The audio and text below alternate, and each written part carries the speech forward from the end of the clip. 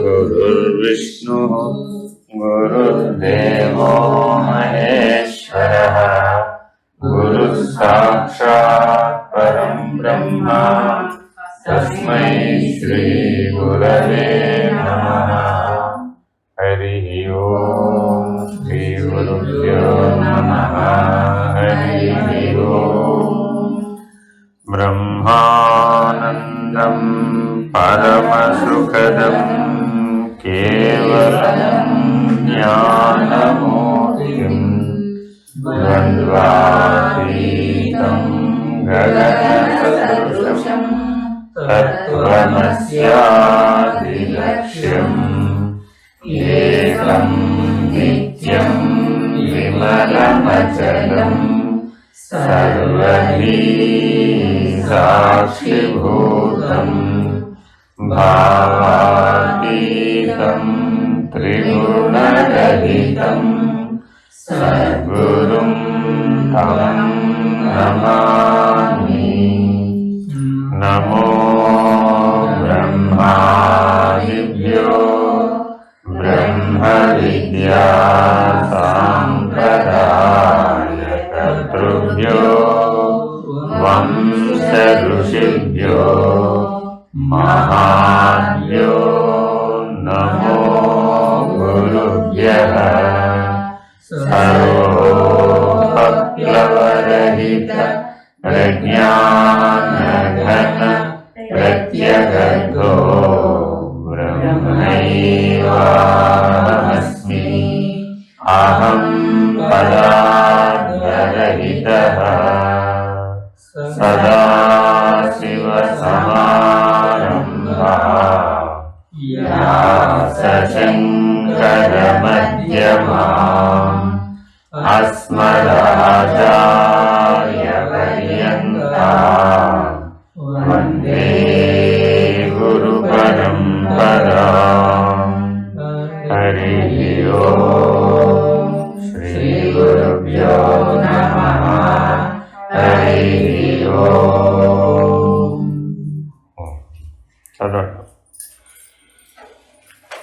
విజయ్ లేడు.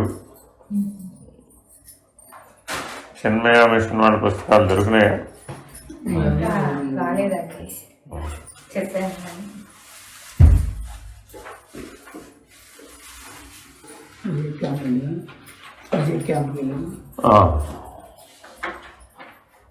కొన్ని ఎక్కడి దాకా చదివారో చూడండి.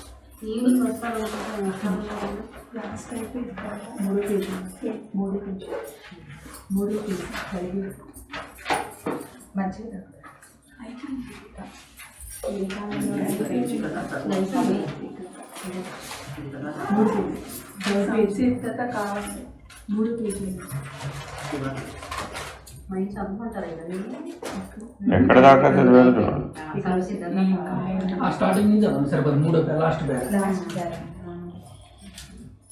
ఈ మనుషులలో కూడా ఉత్తములైన కొన్ని ప్రత్యేక అర్హతలు కలిగిన వారికి మాత్రమే ఈ పుస్తకం ప్రయోజనకారి కాగలదని శంకరులు నొక్కి చెప్తున్నట్లుగా తోస్తుంది. ఇందులో అందివ్వబడిన ఆత్మజ్ఞానం అర్థం కావడానికి, ఆచరించడానికి, పరిపూర్ణత సాధించడానికి మనిషికి ఒక ప్రత్యేకమైన మానసిక స్థితి, సమర్థత, సంసిద్ధత కావాలి. ఏ కాలంలోనైనా ఇటువంటి ప్రత్యేక అర్హతలు కలిగి ఆత్మజ్ఞానాన్ని అందుకోగల సమర్థులు, ఉత్తమాధికారులు అరుదుగానే ఉంటారు. అందుకే మానవ జన్మ లభించడమే అరుదని, అందున పుంస్కం మరీ అరుదని ఆచార్యులు అంటున్నారు. ఈ శ్లోకాన్ని అర్థం చేసుకోవటంలోనూ వ్యాఖ్యానించటంలోనూ చాలామంది పొరపడుతున్నారు. కొంతమంది ఆ పొరపాటుకు వేదమే ప్రమాణంగా నిరూపించి చూపిస్తూ ఎంతో గొప్పగా నిజమనిపించేలా చెప్తున్నారు. అందుకే కొందరు పండితులు ఈ శ్లోక భావాన్ని ఆధారంగా తీసుకొని స్త్రీలకు దేనికి అర్హత లేదని, అందుకు ప్రమాణం కూడా ఉందని అంటున్నారు. ఇది నిజంగా తొందరపాటుతో కూడిన నిర్ణయమే. స్త్రీకి వేదాధ్యయనం కూడదని, ఆత్మసాక్షాత్కారం అసంభవమని అనగలుగుతున్నారు. ఇది నిజంగా చాలా ఆశ్చర్యం కలిగించే విషయమే.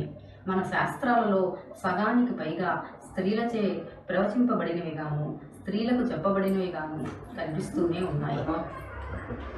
మహర్షుల మహావాక్యాలచే ప్రభావితమైన సంస్కృతితో వర్ధిల్లిన ఈ దేశంలో ఇటువంటి అర్థవిహీనమైన హాస్యాస్పదమైన వ్యాఖ్యానాలు వినడం కంటే ఆశ్చర్యకరం ఏముంటుంది? అక్కడ కాదు. ఇప్పుడు అక్కడ శ్లోకం ఏం చెప్పారు? మానవుడిగా పుట్టడం విశేషం. 84 లక్షల జీవరాశులలో మానవుడిగా పుట్టడం విశేషం. ఆ మానవుడలో మళ్ళా పురుషుడుగా పుట్టడం విశేషం. ఆ పురుషులలో వేదాధ్యయనం చేసినటువంటి విప్రుడుగా జీవితం లభించడం మరింత విశేషం. అలా జీవించే వాళ్ళలో మళ్ళా ఆత్మానాత్మ వివేచన కలిగి ఉన్నటువంటి జీవితం లభించడం మరింత విశేషం. ఇలా ఎక్కడికక్కడ విశేషాలు చెబుతూ వచ్చారు కదా. దీన్ని వాచ్యార్థంగా స్వీకరించారు. అంటే మొదటే చెప్పాను నేను, ఏ వాక్యానికైనా ఎలా ఉంటుంది, మామూలుగా ఏం విచారణ చేయకుండా, దానిని ప్రమాణాన్ని గ్రహించకుండా, దాంట్లో ఉన్న నిగూఢమైనటువంటి తత్వార్థాన్ని విశ్లేషణ చేయకుండా నేకెడ్ ఐ అంటారు అనమాట. అంటే ఇలా చూస్తే ఏం కనబడిందో అదే సత్యం అన్నాం అనుకోండి, అప్పుడు ఇలాగే కనబడుతుంది. మనుషుడై పుట్టడం శ్రేష్టం, దాంట్లో పురుషుడై పుట్టడం శ్రేష్టం, దాంట్లో వేదాధ్యయన తత్పరుడై ఉండటం శ్రేష్టం, దాంట్లో మళ్ళీ ఆత్మానాత్మ, ఇలా ఒకరికంటే ఒకరు గొప్ప అని చెప్పినట్లుగా కనబడుతోంది. కానీ అది కాదు అక్కడ చెప్పింది. ఎందుకని? అప్పుడు మరి సగం మంది జనాభాకు అవకాశం లేదని చెప్పినట్టే. మనుషులలో పురుషుడై పుట్టడం శ్రేష్టం అని ఎప్పుడైతే అధికారిత్వం చెప్పామో అప్పుడు ఏమైపోయింది? ఎవరైనా కానీ దేహభావంతోనే చూస్తారుగా, శరీర భావంతో చూసినప్పుడు స్త్రీలకు అధికారిత్వం లేదు భో అని చెప్పినట్టు అయిపోయింది. మరి ఆత్మ అనాత్మ అన్న నిర్ణయం పొందడానికి స్త్రీలు పనికిరారని ఎలా చెప్పారు? ఎక్కడుంది? లేదు కదా. జ్ఞానం అనేది మానవోపాధిలో సహజం కదా. మానవోపాధికి వాళ్ళందరూ బుద్ధిగత జీవులు కదా, వివేచనాశీలత కలిగిన వాడు కదా మానవుడు అంటే. అప్పుడు మరి అందులో సగభాగం మానవులకు అధికారం లేదని ఎలా చెప్పావు? అర్థం తప్పు కదా. అంటే ఒకదానికంటే ఒకటి అని చెప్పకూడదు. ఎప్పుడు గుర్తుపెట్టుకోవాలి. అధికారిత్వం చెప్పేటప్పుడు ఎట్లా చెప్పాలి? వీడికంటే వాడు ఎక్కువ అధికారి అని చెప్పకూడదు, అలా చెప్పకూడదు. ఎలా చెప్పాలంటే మరి ఆ శ్లోకానికి అర్థం అంటున్నారు ఇప్పుడు. ఎందుకనంటే మహావాక్య విచారణ చేస్తే కానీ నీకు బ్రహ్మజ్ఞానం కలగదు. మహావాక్య విచారణ చేయాలి అంటే ముందు ఆత్మానాత్మ వివేచన చెయ్యాలి. ఆత్మానాత్మ వివేచన చేయకుండా బ్రహ్మాత్మనా సంస్థితి అనేది కలగదు. Very very important. మరి ఆత్మానాత్మ వివేచన చేయాలి అంటే బుద్ధి ఉండాలా, లేకపోతే అతడు స్త్రీయా పురుషుడా చూడాలా? అంతే, యాజ్ సింపుల్ యాజ్ ఇట్. అంతేనా కదా. ఏ విద్య అయినా నేర్చుకోవాలి అంటే ఆ విద్యకు తగినటువంటి బుద్ధి శక్తి ఉంటే చాలు. బుద్ధిశక్తి లేకపోతే ఎలాగూ నేర్చుకోలేడు. అంతేనా కదా. ఇప్పుడు మీరు ఒక విశేషమైన విద్యను నేర్చుకోవడానికి వెళ్ళారండి, తగిన బుద్ధి లేదు మనకి, అప్పుడు మనం ఏం చేస్తాం? ఏమంటాం? నా ఓపిక నా వల్ల కాదండి బాబు. అంతేనా కాదు. ఉదాహరణ చెప్తాను. ఇప్పుడు ఆడవాళ్ళందరూ కరాటే నేర్చుకోవచ్చు అన్నాం, ఒప్పుకుంటారా? నేర్చుకోకూడదా? నేర్చుకోవచ్చు, కానీ ఆ శారీరక దారుఢ్యం ఉండాలా వద్దా? ఉండాలి. ఆ దెబ్బలు తట్టుకోవాలి అంటే శారీరక దారుఢ్యం ఉండాలి. మరి స్త్రీలందరికీ ఆ శారీరక దారుఢ్యం ఉంటుందా? ఉండదు కదా. ఉన్నవాళ్ళు నేర్చుకోవచ్చు అన్నావా లేదా? సరే, ఆడవాళ్ళందరూ కంప్యూటర్ నేర్చుకోవచ్చు. నేర్చుకోవచ్చా? నేర్చుకోకూడదు? ఎలాగా? ఆ బుద్ధి కుశలత ఉండాలి కదా. దానిగా పుస్తకం ఎత్తిపడేసినట్టుగా కంప్యూటర్ కూడా ఎత్తిపడేసాం అనుకోండి, కింద ఏమైపోతుంది? ఏ పనికిరాదు. కాబట్టి ఆ పనిముట్టుని వాడడానికి కావలసిన బుద్ధి కుశలత నీకు ఉన్నట్లయితే నువ్వు అధికారివేని అంటున్నాం కదా. అలాగే ఆత్మానాత్మ వివేచనశీలత చేయడానికి అందరూ అధికారులే. మనుషులందరూ అధికారులే. అందులో పురుషుడు, పురమునందు నివసించువాడెవడో వాడు పురుషుడు. పురమనగా ఏమి? నవద్వారపురీ దేహి. రెండో అర్థం, మనిషి అంటేనే సరిపోదురా నాయన, ఏం చెప్పాలి? ఈ 9 ద్వారములు ఉన్నటువంటి ఈ పురములో నేననేవాడు ఒకడు ఉన్నాడా లేదా? వాడు పురుషుడు.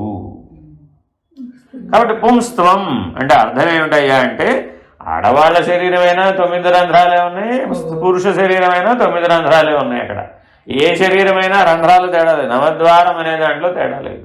కాబట్టి ఆ నవద్వారపురంలో ఉన్నటువంటి వాడెవడో ఏ నేనైతే ఉన్నాడో ఆ నేను స్త్రీయా పురుషుడా? ఇప్పుడు ఆ నేను స్త్రీ కాదు పురుషుడు కాదు, అంతేనా కదా? అది అవ్యయీ భావం.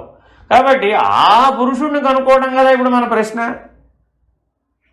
నీ ఆత్మానాత్మ వివేచన అంటే అర్థం ఏమిటి? ఆత్మ స్త్రీ కాదు పురుషుడు కాదు.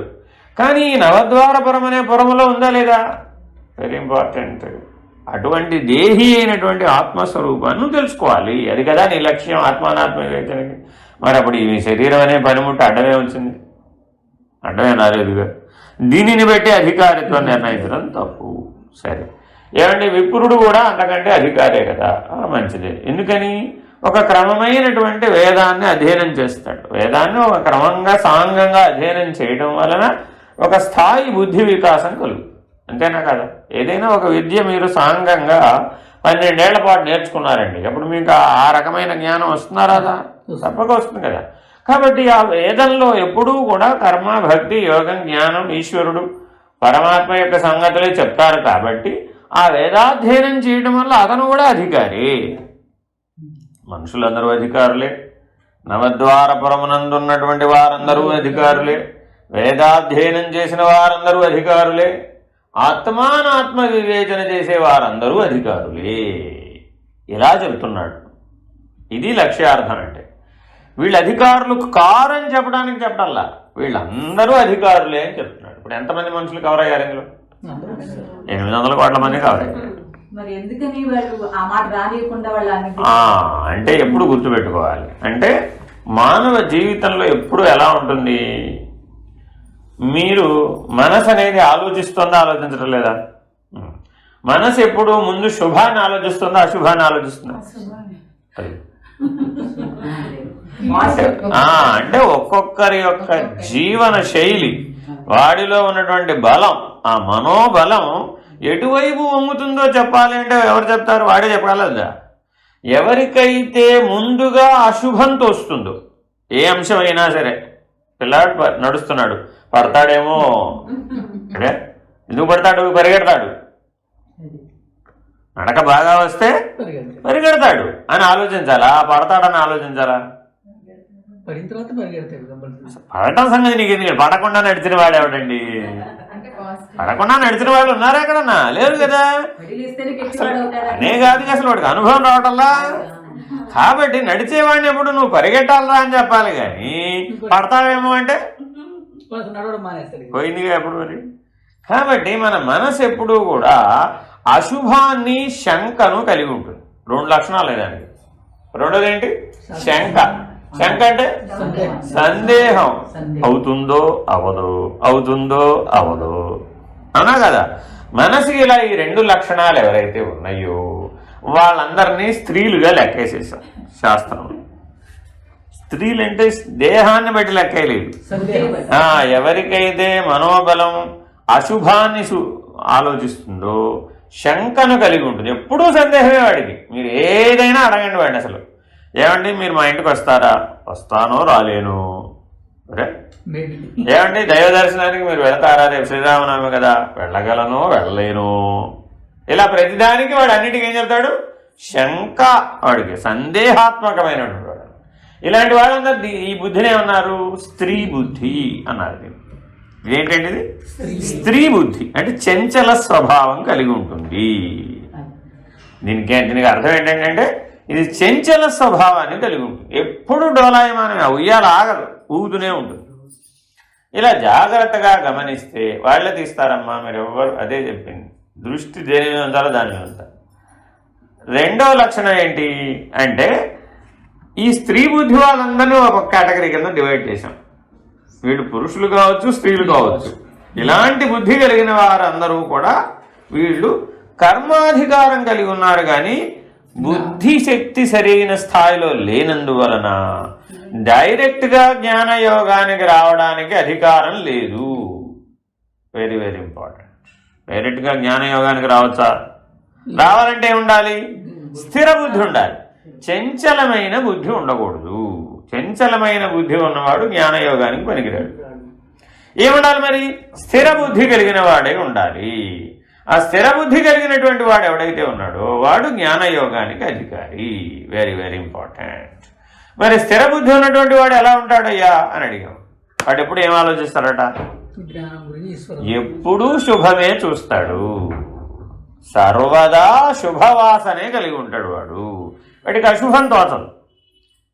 పెద్ద సంకల్పం చేస్తారండి, ఇంత పెద్ద సంకల్పం చేశారు, అవుతుందో పెడుతుందా అంటాడు వాడు. ఇప్పుడు వీడు ఏం చేయాలి? స్త్రీ బుద్ధి. వీడు ఎవడంటే స్త్రీ బుద్ధి, అంటే చెంచల బుద్ధి. వీళ్ళని ఆశ్రయిస్తే ఇప్పుడు ఆ పని అవుతుందంటారా? మరి ఇప్పుడు ఇంకోడు ఏమన్నాడు? ఎందుకు అవ్వదండి, ఈశ్వర సంకల్పం అవ్వకపోవడం ఏమిటి? ఇంత పెద్ద సృష్టి, బ్రహ్మాండ సృష్టి జరిగింది ఈశ్వర సంకల్పంతో, ఇంత చిన్న పని జరగకపోవడం ఏమిటి? గ్యారంటీగా జరుగుతుంది అన్నాడు. ఇప్పుడు వీడెవడు? స్థిర బుద్ధి. వీడు పనికొస్తాడు జ్ఞానయోగాన్ని. అర్థమైందా? అలాగే ఎవరినైనా మనం ఏదో సమస్య వచ్చింది, వాడికి అనారోగ్యం, హాస్పిటల్కి తీసుకెళ్ళడం సహజం, ధర్మమైనా కాదా? తీసుకెళ్తున్నాం. ఏమండి బాగవుతుందంటారా? బాగవుదేమో అంటాడు.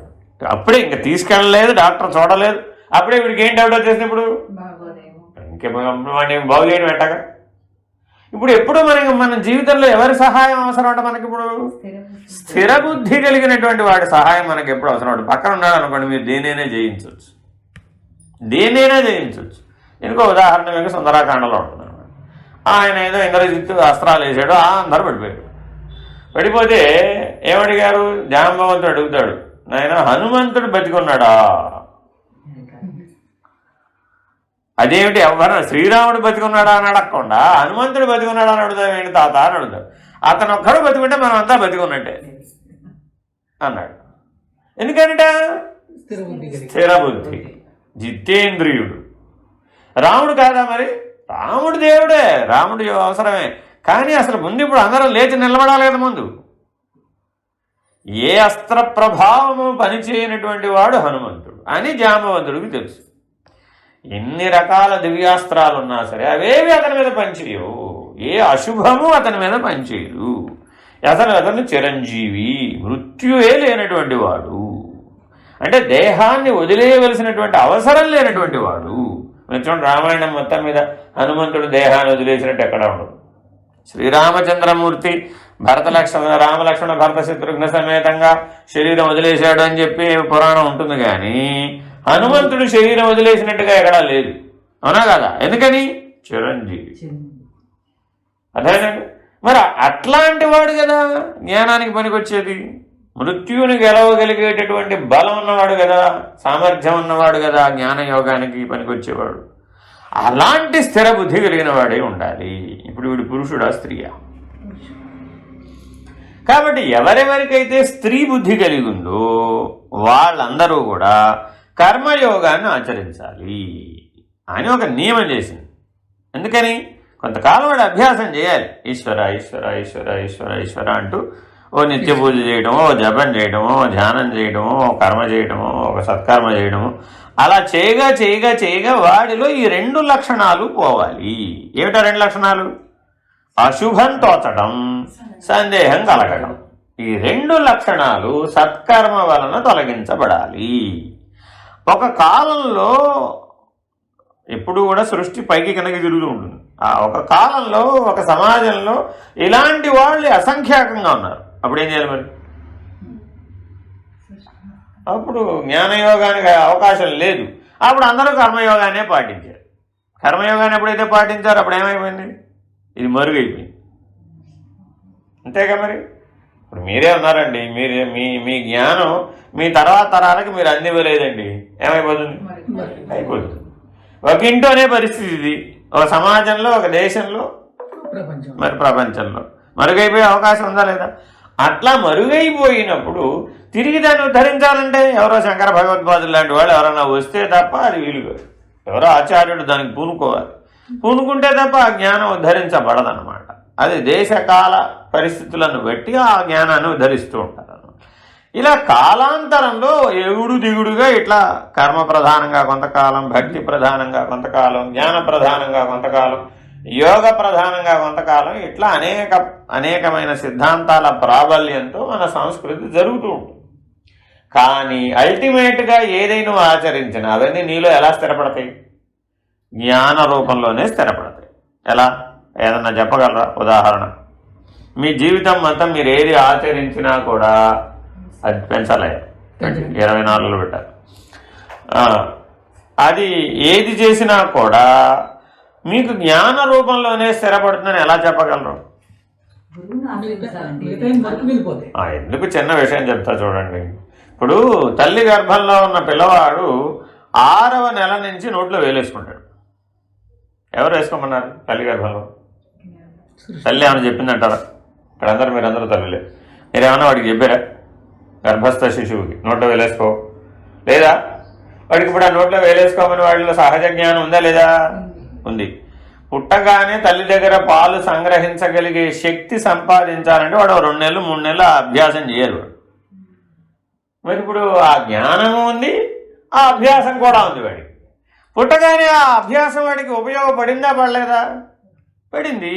వాడి జీవనానికి ఆధారం అయిందా అవ్వలేదా? కాబట్టి ఇప్పుడు వాడి జ్ఞానం ఉందని చెప్పాలి, అజ్ఞానం ఉందని చెప్పాలి. కాబట్టి నువ్వు ఏ అభ్యాసం చేసినా ఆ అభ్యాసం నీకు జ్ఞాన రూపంలోనే నీ లోపల స్థిరపడుతుంది.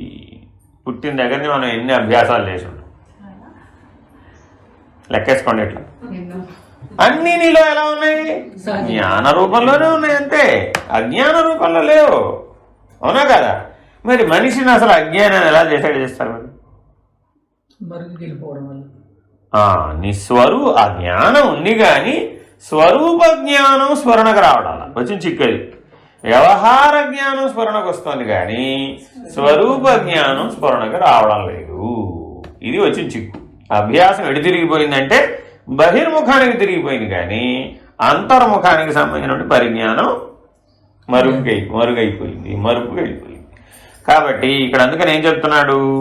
మీరందరు అధికారులే, వీడు వాడని లేదు. వయోభేదం కానీ, లింగభేదం కానీ, మతభేదం కానీ, కులభేదం కానీ ఏవి జ్ఞానానికి లేవు. అర్థమైందండి? ఎంతోమంది ముస్లింలు ఈ విద్య నేర్చుకున్నవాడు. అర్థమైందండి? అద్వైతం అచలం నేర్చుకున్నవాడు ఎంతమందో కనబడతారు. మరి వాళ్ళందరూ ఎలా అదే ఇప్పుడు జ్ఞానానికి మతం తాటే ఉంది. మతం అంటే సెట్ ఆఫ్ రూల్స్ అండి, అంతే కదా.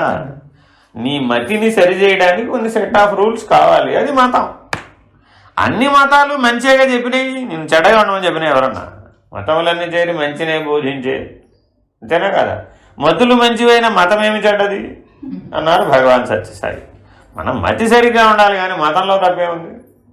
ఆచరణలో మనకి దాన్ని ఎట్లా ఆచరించాలో తెలియాలి. తెలిస్తే అది మంచిది, శుభం. లోక కళ్యాణానికి మతం అవసరం. సరే, మతం ప్రమాదాన్ని కొనితేదా అంటే అహం వల్ల దేనికైనా ప్రమాదం వస్తుంది. కాబట్టి అహాన్ని ఎవరైతే వదిలేసుకుంటారో వాళ్ళకి ఏది ప్రమాదం రాదు. కాబట్టి మనం అందరం ఈ విచారణ దేనికోసం చేయమంటున్నాడు ఇప్పుడు? స్త్రీలు అధికారులే, పురుషులు అధికారులే, వేదాధ్యయనం చేసిన వాళ్ళు అధికారులే, బుద్ధిగత జీవులు అందరు అధికారులే. దేని కొరకు? ఆత్మానాత్మ వివేచన కొరకు, బ్రహ్మాత్మన సంస్థితి అనేటటువంటి నిర్ణయాన్ని పొందడానికి. చదవండి. అయితే ప్రత్యేకంగా పుంస్త్వమే గొప్పదని ఎలా అన్నారు? ఇక్కడ కొంచెం ఆగి మన వివేకాన్ని ఉపయోగించి ఆలోచించాలి. ఈ అర్హతలు శరీరానికి చెందినవి ఎంత మాత్రమూ కావు. శరీరంతో ఏ విధమైన వేదాంత సాధన చేయబడదు. వేదాంత సాధనలో ముఖ్యమైనవి మననము, ధ్యానము. వీటికి ఆరోగ్యంతో ప్రశాంతమైన మనస్సు, సునిశ్చితమైన వివేకపూరితమైన బుద్ధి కావాలి. మనోబుద్ధులలో ఉండే స్త్రీత్వ లక్షణాలు మాత్రమే ఇక్కడ నిరసించబడ్డాయి. ఇప్పటి వరకు మనం అదే విధంగా చెప్పుకున్నాం. ఇక్కడ అందులో ఒక పాయింట్ చెప్పారు. ఎప్పుడు మీరు చదివేటప్పుడు అందులో ప్రాణం ఉన్న పదాలు పట్టుకోవాలని మొదటి నుంచి చెప్తుంటారు. ఏం చెప్పారు? మళ్ళా చదవండి. అందులో ప్రాణం ఉన్న పదం ఏమైనా పట్టుకోగలుగుతారా మీరు?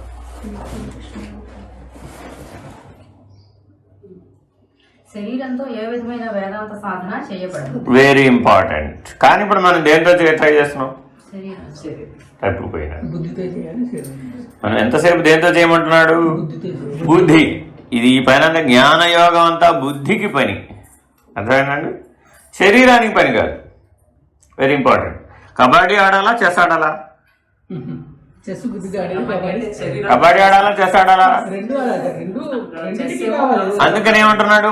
ఆరోగ్యవంతమైన మనస్సు, ఆరోగ్యవంతమైన బుద్ధి, ప్రశాంతమైన మనస్సు, ప్రశాంతమైన బుద్ధి, ఇవి దీనికి అధికారం. ఏమంటే ప్రశాంతమైన మనస్సు ఉంటే చాలా, ప్రశాంతమైనటువంటి శరీరం ఉండక్కర్లేదా? శరీరం ఎక్కడైనా ప్రశాంతంగా ఉంటుందా? ఆ లక్షణం శరీరానికి లేదు. ఆరోగ్యవంతమైన మనస్సు ఉండాలన్నారు కదా, ఆరోగ్యవంతమైన శరీరం ఉండాలక్కర్లేదా?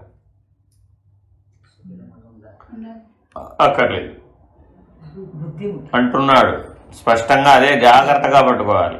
అంటే ఆరోగ్యం అనారోగ్యం అనే రెండు లక్షణాలు శరీరానికే ఉన్నాయి కానీ మనసుకు లేవు. మనసు ఎప్పుడూ ఆరోగ్యంగానే ఉండాలి, మానసికమైనటువంటి అనారోగ్యాన్ని పొందకూడదు. కానీ ఇప్పుడు మనం జీవించే జీవితం వలన మనకి మానసికంగా ఆరోగ్యంగా ఉంటున్నాం, అనారోగ్యంగా ఉంటున్నాం. అంటే ఎట్లాంటి జీవితం జీవించకూడదు అంటున్నాడు? ఇప్పుడు మానసికమైన అనారోగ్యం వచ్చే జీవితం జీవించకూడదు. అప్పుడు నువ్వు అధికారిత్వాన్ని కోల్పోతాం. అంటే ఏంటి? అశాంతి, ఆవేశం, క్రోధం ఇత్యాదులన్నీ మన రోజువారీ జీవితంలో ఈ శృతిలో పలుకుతుంది అనుకోండి. అప్పుడు నీకు ఆత్మానాత్మ వివేచన నిలబడుతుందా? నిలబడు. ఎంత ప్రయత్నం చేసినా నిలబడదు. అందుకని ఆరోగ్యవంతమైన మనసు ఉండాలి, ప్రశాంతమైన మనసు ఉండాలి. శరీరంతో వేదాంత సాధన చేయటం కుదరదు. Very very important. అంటే ఒక యోగాన్ని సాధించాలన్నా, ఒక జ్ఞానాన్ని సాధించాలన్నా మనోబుద్ధులతో సాధించాలే కానీ శరీరంతో కాదు. శరీరం కేవలం పనిముట్టు అంతే. ఆ పనిముట్టుగా ఉపయోగపడితే చాలు, అంతవరకే. అంతేగాని నేను అద్భుతంగా కొండలు పిండి కొట్టేటంత శరీరం ఉండాలండి, నాకు భీమబలుడినే ఉండాలండి అన్నాం అనుకోండి. భీమబలుడికి అధ్యాత్మ జ్ఞానం వస్తుందని ఎవరు చెప్పారు? ఎంతమంది ఉంటారు అసలు భీమబలుడు? 100 ఒకటి కూడా ఉంటాడు. కానీ బుద్ధిబలం ఉన్నవాళ్ళు అందరు మానవులకి ఉంది బుద్ధిబలం. అవసరమైనంత. అంటే నీ మనస్సు ఆరోగ్యంగా, ప్రశాంతంగా, ఆత్మానాత్మ వివేచన చేయడానికి సరిపడా ఉంటే చాలు. ఆరోగ్యానికి ప్రమాణం చెప్పండి. అనారోగ్యం అంటే ఎవరైనా చెప్పగలరు కానీ ఆరోగ్యానికి ప్రమాణం చెప్పండి చూద్దాం. ఇది ఆరోగ్యం అని చెప్పండి చూద్దాం. లేదు. అర్థమైందా? అందుకని రేపొద్దున మృత్యుకాలం వచ్చినప్పుడు కూడా ఈ ఆత్మనిష్ట పని చేయాలా వద్దా? మరి ఆ మృత్యుకాలం వచ్చినప్పుడు నీలో ఉన్నటువంటి అవయవాలన్నీ పడిపోవా? మరి అప్పుడు కూడా నువ్వు ఆరోగ్యంగా ఉండటం కోసం ప్రయత్నిస్తానంటావా? ఆత్మనిష్టలో ఉండడానికి ప్రయత్నిస్తానంటావా? మరి అప్పుడు ఎలా ప్రయత్నిస్తావు? జీవితం అంతా ఆరోగ్యం కోసం ప్రయత్నించి అప్పుడు ఆత్మనిష్టం అంటే వస్తుందే. ఎంతసేపు జీవితం అంతా ల్యాబ్ రిపోర్ట్లే. మన ఆరోగ్యాన్ని డిసైడ్ అంటే ల్యాబ్ రిపోర్టే.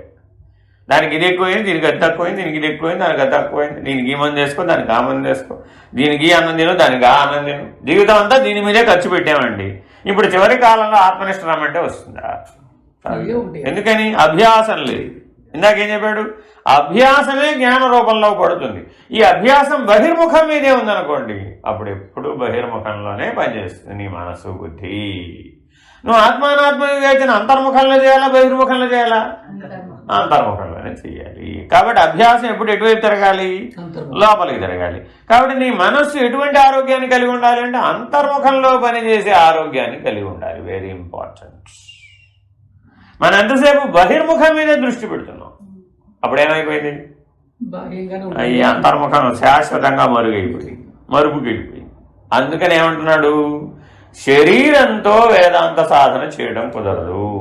ఆరోగ్యవంతమైన మనసు, ప్రశాంతమైన మనసుతోటే కుదురుతుంది. Very very important. ఏది చదివినా ఇట్లా ప్రాణప్రదమైన వాక్యానికి సరిగ్గా పట్టుకొని మన నిత్య జీవితంలో ఆచరణ దృష్టితో చూసుకోవాలన్నమాట. లేకపోతే ఊరికే చదువుకుంటూ పోతావు, అంతే, ప్రయోజనం ఉండదు. చదవండి. ప్రభుత్వం ఒకటే అయినా 2 డిపార్ట్మెంట్లలో ఉద్యోగాల కోసం దరఖాస్తులు కోరబడ్డాయనుకుందాం. ఒకటి పోలీస్ డిపార్ట్మెంటు, రెండవది ఇంజనీరింగ్ శాఖ అనుకుందాం. నిర్ణయింపబడిన పొడుగు మొదలైన అర్హతలకు ఏమాత్రము తక్కువైనా పోలీసుగా చేర్చుకోరు. అదే ఇంజనీర్ అయినప్పుడు మనిషి సన్నగా పొట్టిగా ఉన్నప్పటికీ మిగిలిన అర్హతలు సరిపోతే ఎన్నిక చేస్తారు. చేయవలసిన పనిని బట్టి అర్హతలు నిర్ణయింపబడతాయి. రక్షక భటునికి మంచి దేహ సౌష్ఠము ఉండి తీరాలి. అతని విధిని నిర్వహించడానికి బుద్ధిబలంతో అంతగా పని ఉండదు. అదే ఇంజనీర్ అయితే శరీరంతో పెద్దగా పని ఉండదు. కావలసిందల్లా బుద్ధి బలమే. చేయవలసిన పనిని బట్టి అర్హతలు నిర్ణయింపబడతాయి. ఆగండి. ఇప్పుడు మనం 2 ఉదాహరణలు చెప్పాం. అంటే ఈ 2 పనులు మనుషులు చేసే పనులేనా కాదా? ఒక ఆయన ఎవరు? పోలీసు. కాపాడేవాడు. ఆయన పని ఏంటి? సంరక్షణ బాధ్యత. ఇంకొక ఆయన ఎవరు? సమస్యలకు పరిష్కారం వెతకాలి. ఇంకొక ఆయన ఎవరు? సమస్యలకు పరిష్కారం వెతకాలి. ఇప్పుడు ఇది కావాలా అది కావాలా అంటే దీనికో బలం కావాలి, దానికో బలం కావాలి. ఉదాహరణ చెప్తా. ఇప్పుడు మీకు ధవళేశ్వరం బ్యారేజీ అందరికీ తెలుసుగా. గోదావరి మీద ధవళేశ్వరం బ్యారేజీ ఉంది. ఆ ధవళేశ్వరం బ్యారేజీకి పైనుంచి 130 అడుగుల లోపల ఒక రంధ్రం పడింది.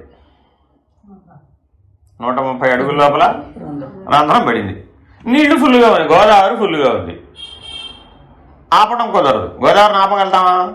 ఆపలేము. నిండా నీళ్లు ఉన్నాయి. 130 అడుగుల క్రింద రంధ్రం పడింది. నీళ్లు దురితంగా పోతున్నాయి కిందకి. అది ఎంత ప్రమాదమయ్యా అంటే ఆనగడ్డ పడిపోతుంది. రిపేర్ చేయాలి. 130 అడుగుల లోపల ఎలా రిపేర్ చేస్తారు? రంధ్రం ముయ్యాలంటే సిమెంట్ వ్యవహారం బాగా అట్లా పట్టుకుపోవాలి కదా. ఎలా సీల్ చేస్తారు మరి? ఇప్పుడు బాగా భీమబలుడు దేహదారుఢ్యం బాగా ఉన్నాయని ఈ పనికి పట్టుకెళ్ళాం. బాబు సమస్యకు పరిష్కారం చెప్పబోయా అన్నాం. ఏమంటాడు ఆయన? యానకట్టండి గ్యారంటీగా పడిపోతుందండి అంటే. ఎందుకని? పరిష్కారం లేదుగా.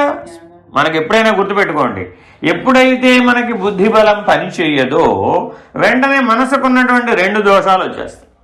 ఏమిటా 2 దోషాలు? ఇలా చెప్పాను. 1 శంక, 2 అశుభం. అశుభం తోచటం, రెండోదేమో శంక. ఈ 2 ఎప్పుడైతే వచ్చేసినాయో వాడికి ఏమైంది? ఇప్పుడు వాడిని అడిగే పరిష్కారం, ఆ పరిష్కారం ఉపయోగపడుతుంది. ఇప్పుడు ఆ భీమబలుని అడిగితే ఏం చెప్పాడు? 130 అడుగుల లోపల ఎవరు దూకుతారు, ఎలా పట్టుకుంటారు, ఏం చేస్తారు, ఇది గ్యారంటీగా ఆనకట్ట పడిపోతుందండి బాబు రేపటికల్లా. మనం ఏమీ చేయలేము, కృష్ణారామాన్ని భజన చేసుకోవడం తప్ప అన్నామే అనుకోండి. మరి ఇప్పుడు ఈ సలహా పనికి వస్తుందా? పనికిరాదు కదా. మరి ఇప్పుడు ఏం చేయాలి? తగిన బుద్ధి బలం ఉన్నవాడిని పిలుచుకొచ్చాం, ఇంజనీర్ని పిలుచుకొచ్చాం. ఆలోచించాడు ఆయన. ఆలోచించి ఏం చెప్పాడంటే, ఆ పక్కన రేవులో ఒక పెద్ద పంట అంటే తెలుసా మీకు? లారీలు కూడా గోదావరిలో ఇటు నుంచి అటు నుంచి అటు దాటిస్తుంది అనమాట. పెద్ద ఒక 100 టన్నుల బరువు ఉన్నవి కూడా దాని మీద దాటుతాయి అనమాట. ఆ పంట వెడల్పు ఎంత ఉంటుంది అంటే దాదాపు ఒక 100 మీటర్ల పొడవు ఇట్లా ఉంటుంది అనమాట. ఇట్లా ఒక 30 మీటర్లు, ఇట్లా ఒక 100 మీటర్లు ఉంటుంది అనమాట. ఇంత వెడల్పు ఉంటుంది. 30 మీటర్స్ బై 100 అడుగులు బై 300 అడుగులు 400 అడుగులు వెడల్పు ఉంటుంది. ఎంత ఉంటుంది అనమాట. దాని బరువు కూడా ఎంత ఉంటుంది అంటే దాదాపు ఒక 100 టన్నుల పైన ఉంటుంది అనమాట. అది నీటి మీద తేలడానికి దాంట్లో ఒక యంత్రం సామాగ్రి వ్యవహారం ఉంటుంది అనమాట. ఎక్కడ రంధ్రం పడిందో ఇటుపక్క తెలుస్తుందిగా, నీళ్ల ప్రవాహాన్ని బట్టి ఇటుపక్క తెలుస్తుంది అవతల పక్క ఎటు రంధ్రం పడింది. ఆ కరెక్ట్గా దాన్ని సెంటర్ చేసి ఆ పంటను నీళ్లలో ముంచేయమన్నాడు. అంతే. ఆ 100 టన్నుల పంటను పైన తాళ్ళు కట్ చేసేసేయండి. అది కింద దాని బరువుకి ఏమైపోతుంది? తక్కువ కిందకి దిగిపోతుంది. అది ఎక్కడ దిగిపడేట్ చేసేయాలి? రంధ్రానికి ఎదురుకుండా వచ్చేటట్టుగా దిగబడేట్ చేసేయండి. ఏమైపోయింది? అయిపోయింది. అర్థమైందా? 100 టన్నుల పంటను తగ్గొట్టేసి పడేస్తే ఎంత నష్టం వస్తుంది? 10 కోట్ల రూపాయలు నష్టం వచ్చింది. ఆ పంట ఖరీదు 10 కోట్లు. కానీ ధవళేశ్వరం బ్యారేజ్ కాస్ట్ ఎంత? అది పడిపోతే ఎన్ని కోట్ల మంది నష్టం వస్తాయి. ఇప్పుడు ఇంజనీర్ అవన్నీ ఆలోచించాడా? 10 కోట్లు అనేది అతని దృష్టిలో సున్నాతో సమానం. ఆ రంధ్రం ముయ్యాలంటే అర్జెంట్కి ఇప్పుడు ఏం చేయాలి? ఇది చెయ్యాలి. వెంటనే ఏమైపోయింది? నీళ్ళు ఆగిపోయినాయి. ఇప్పుడు ఇటు పక్క నుంచి రంధ్రాన్ని రిపేర్ చేయండి అన్నాడు. ఒక పక్క నుంచి రంధ్రం ఇప్పుడు పూసేయచ్చుగా, అప్పుడు ఆధారం వస్తుందిగా. నిదానంగా నీళ్లు తగ్గిపోయినాక అవతల పక్క కూడా చేయమన్నాడు. ఇప్పుడు బుద్ధి బలం వాడా, శారీరక దారుఢ్యం వాడా? Very important. మన జీవితంలో కూడా ఇలాంటి సమస్యలు వస్తాయా రావా? ఏం చేయాలి? బుద్ధి బలాన్ని వాడాలి. సరే, ఇప్పటి రివర్స్ రెండో ఉపాయం చెప్తే, ఇప్పుడు రెండో పని ఏమిటి? ఏదో పెద్ద సమస్య వచ్చి కొన్ని వేల మంది కలిసి కొట్టుకుంటున్నారు. ఇప్పుడు ఏం చేయాలి? ఇప్పుడు రక్షక భటులను పిలవాలా, ఆర్మీని పిలవాలా, ఇంజనీర్లు పిలవాలా? ఇంజనీర్ని పిలిచాం. వీళ్ళు అనుకుంటారా బాబు, నేనేం చేస్తానయ్యా బాబు అన్నాడు. నేనేమన్నా సమస్య అయితే అడిగితే సలహా చెప్తాను కానీ వాళ్ళు తనుకుంటూ ఉంటే పక్కకు లాగుతానండి నేనేమన్నా నాకు ఆ బలం లేదన్నట్టు. కాబట్టి ఇప్పుడు మనం ఏం చేస్తున్నాం, శారీరక బలంతో పరిష్కారం అయ్యే చోటేమో బుద్ధి బలాన్ని, బుద్ధి బలంతో పరిష్కారం అయ్యే చోటేమో శారీరక బలాన్ని వాడడం వలన మన జీవితం అంతా కన్ఫ్యూజన్ అయిపోయింది. మన జీవితంలో ఎప్పుడైనా సరే సందిగ్ధత, కన్ఫ్యూజన్ ఎప్పుడు వస్తుందయ్యా అంటే దీని ప్లేస్లో అది, దాని ప్లేస్లో ఇది వాడతాం అన్నమాట. అయ్యేటప్పటికి ఏమైపోతుంది, ఏమిటోనండి ఎంతకాలం నుంచో ప్రయత్నం చేస్తున్నాను పరిష్కారం మాత్రం రావాలండి. అంటే ఎక్కడ వాడాము తెలివి, ఇటు అక్కడ అక్కడ ఇక్కడ వాడామన్నమాట. అప్పుడు తెలివైన వాడి దగ్గరికి వెళ్తే వాడేం చెప్పాడు, రే అట్లా కాదురా బాబు, ఇది ఇటు వాడాలి, ఇది ఇటు వాడాలి. మరి ఇప్పుడు ఈ రెండు బలాలు అవసరమా కాదా నీ జీవితంలో? Very important. కాబట్టి ఆత్మానాత్మ వివేచన అంటే అర్థం ఏంటి, ఇప్పుడు ఏ బలం ఎక్కడ వాడాలి ఇది తెలియాలి నీకు. మొట్టమొదటి నీకు ఎన్ని బలాలు ఉన్నాయి, శరీరం, ప్రాణం, మనస్సు, బుద్ధి, ఆత్మ, అంతేనా? 5 ఉన్నాయి, చేతి మీద లెక్కెట్టుకోవాలి, గుర్తుంటాయి అన్నమాట. అప్పుడు శరీరం, ప్రాణం, మనస్సు, బుద్ధి, ఆత్మ, ఈ 5ంటికి బలం ఉందా లేదా? ఉంది. శారీరక బలం ఉంది, ప్రాణానికి బలం ఉంది, మనస్సుకు బలం ఉంది, ఆలోచనా శక్తి ఉందా లేదా, బుద్ధి నిర్ణయించే శక్తి, వివేచనా శక్తి ఉందా లేదా, ఆత్మ బలం అన్నిటికంటే విశేషం. అర్థమైందండి? కానీ ఈ బలాల్లో మనం ఎక్కువగా దేని మీద ఆధారపడ్డాం ఇప్పుడు? అంతే, ఈ చివరి లిటిల్ ఫింగర్ మీద ఆధారపడ్డాం అంతే. దీనికి ఎంత ఉంటుందండి బలం? ఏమైనా ఉంటుందా మరి? కాబట్టి ఆత్మబలం మీద ఆధారపడాలి మనం. ఆ స్థాయికి ఎదిగేటట్లుగా ఈ బుద్ధి సహకరించాలి. దీని దగ్గరగా ఉన్నది బుద్ధి. అందుకనే ఇలా పెడుతున్నాం అన్నమాట. ధ్యాన ముద్ర అన్న, చిన్ముద్ర అన్న అర్థం ఏంటంటే ఈ బుద్ధి వీటితో కలిసిపోకూడదు. ఈ బుద్ధిని తెచ్చి దేంతో కలపాలి?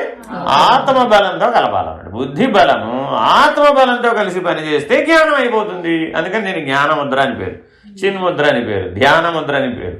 అది అర్థం.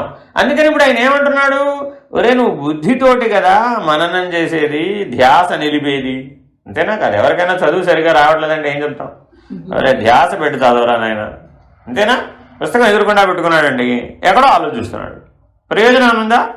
రోజు స్కూల్కి వెళ్తాడు మా అబ్బాయి, కానీ మా అబ్బాయికి చదువు రావట్లేదు. అప్పుడు ఏమంటాడు మాస్టారు, మీ వాడు అటెండెన్స్ ఫుల్, మార్కులు నిల్లు. ఎందుకని? ధ్యాస పెట్టి చదవడం లేదండి.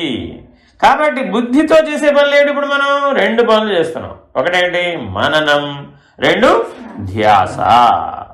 ఈ మననము ధ్యాస అన్న 2 పనులు కూడా ఎటువైపు జరగాలంటే ఇప్పుడు ఆత్మబలం వైపు జరగాలి. అప్పుడు జ్ఞానం అవుతుంది. ఇది చూపించడం అంటే అర్థం ఇది, అవునా?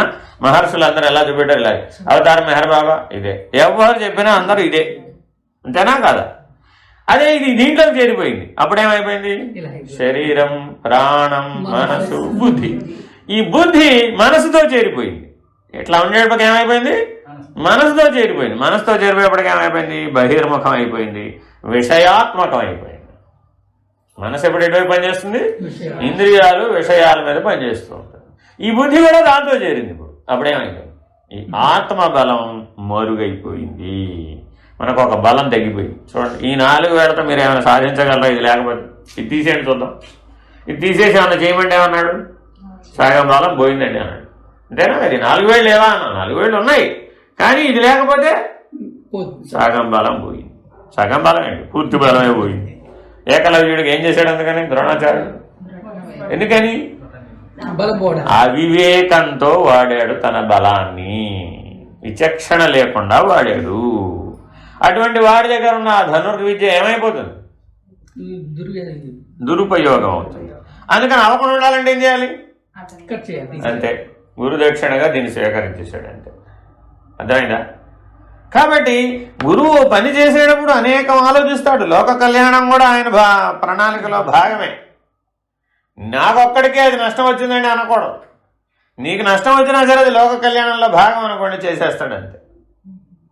అయ్యో ఒక వ్యక్తికి నష్టం వచ్చింది అని గురువు వెనకాడాడు. అలాంటి వాడే గురుపీఠానికి పనికి వస్తాడు. అర్థమైందండి?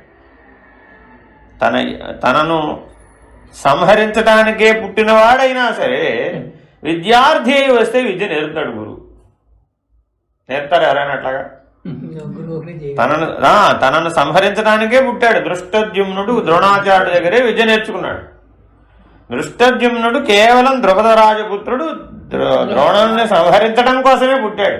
విద్య నేర్చుకుని యజ్ఞం చేసి కన్నాడు, యజ్ఞఫలంగా కన్నాడు. మళ్ళీ ఆయన దగ్గరికే విద్యార్థిగా పంపాడు. చూడండి ఆ రోజుల్లో ధర్మం ఎలా ఉందో. తనను సంహరించడానికి పుట్టినటువంటి వాడు విద్యార్థి అయి వస్తే తనకు వచ్చిన విద్యంతా నేర్పాడు, కానీ నీకు నేను నేర్పను పోవాలా. చూడండి గురువు ఎంతటి వాడు. అలాగే అవివేకంతో వ్యవహరిస్తే ఎంతటి ధనుర్ధారి అయినా సరే క్షమించకుండా శిక్షించాడు. లోక కళ్యాణాన్ని దృష్టిలో పెట్టుకు తన పుత్రుడైనటువంటి అశ్వత్థామకు బ్రహ్మశిరో నామకాస్త్రం బోధించరా. ఎందుకని? అతనిలో ఆగ్రహం ఉంది, అతనికి అధికారిత్వం పోయింది. అక్కడ ఆగ్రహం అన్నవాడిగా చెప్పకూడదు. ఎందుకని? ఆగ్రహంలో ఒళ్ళు మరిచిపోయి ఏదో ఒకటి చేసేస్తాడు. వాడికి ప్రమాదం, లోకానికి ప్రమాదం. అందుకని అది చెప్పలే. బ్రహ్మాస్త్రం చెప్పాడు, ఉపసంహారం చెప్పలేదు. నారాయణాస్త్రం చెప్పాడు, ఉపసంహారం చెప్పలేదు. ఎవరికైతే ఉపసంహారం తెలియదో వాడు కూడా అస్త్ర ప్రభావానికి నశిస్తాడు. అది వాడికి అనుకున్న రహస్యం అన్నమాట. సో అందుకని ఆయన ఏం చేశాడు, తనకు ఉన్నటువంటి ఆగ్రహాన్ని దృష్టిలో పెట్టుకుని కొన్ని విద్యలు బోధించలేదు. అంతే, వీడు అధికారి కాదు బొమ్మనాడు. అంతే. అధికారి అయినటువంటి అర్జునుడికి అన్నీ బోధించాడు. చూడండి గురువు ఎంత లోతుగా ఆలోచిస్తాడు. నాకెందుకు చెప్పలేదు అంటే అధికారిత్వం. బుద్ధి ఎప్పుడూ కూడా మననశీలత కలిగి ఉండాలి, ధ్యాస ఉండాలి. నీ ధ్యాస ఎప్పుడూ బహిర్ముఖం మీదే పనిచేసిందండి. ఇప్పుడు నీకు ఆత్మానాత్మ వివేచన ఎంతకాలం బోధించినా పట్టుబడుతుందా? పట్టుబడటం లేదుగా. ఇప్పుడు మేము దాదాపు 30 ఏళ్ళ నుంచి పాఠం చెబుతూనే ఉన్నాం. ఎంతమంది తిరిగి వచ్చి మమ్మల్ని మళ్ళా తిరిగి ప్రశ్నించి ఆ నడక నడుస్తున్నారు అని విచారణ చేసుకుంటే, ఎవడిలో అయితే ఇప్పుడు మనసుకి ఏం లక్షణాలు ఉండాలి? ప్రశాంత మనస్సు, ఆరోగ్యవంతమైన మనస్సు. మనసుకి ఏమి ఉండాలండి? ప్రశాంత మనస్సు, ఆరోగ్యవంతమైన. బుద్ధికి ఉండాలి? మననశీలత కలిగిన బుద్ధి, ధ్యాస ఉన్నటువంటి బుద్ధి ఉండాలి. ఈ రెండూ మనకు అధికారిత్వాన్ని ఇస్తున్నాయి ఆత్మానాత్మ వివేచనకి. చదవండి. చేయవలసిన పనిని బట్టి అర్హతలు నిర్ణయింపబడతాయి.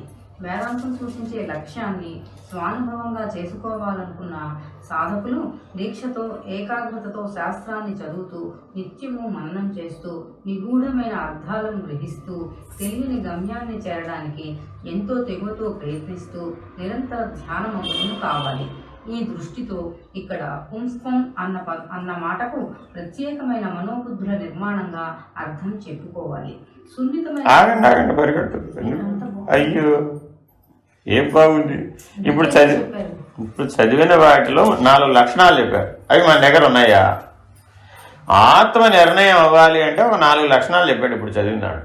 ఏముండాలి? ఒకటి ఏకాగ్రత ఉండాలి, మననశీలత ఉండాలి, నిగూఢమైన అర్థాన్ని అర్థం చేసుకునేటటువంటి బుద్ధి ఉండాలి. ఇంకే ఉండాలి? తెగువ. అంటే అడ్డం వచ్చిన వాటిని అధిగమించే తెగువ కావాలి. దానికి సింహ హృదయం అని పేరు. మనం ఏం చేస్తాం? వద్దామని అనుకున్నానండి, కానీ మోకాళ్ళు డబ్బులు వచ్చినాయి, మానేసి. ఏం లేదు ఇప్పుడు, మృత్యువుని ఏం గెలుస్తావు?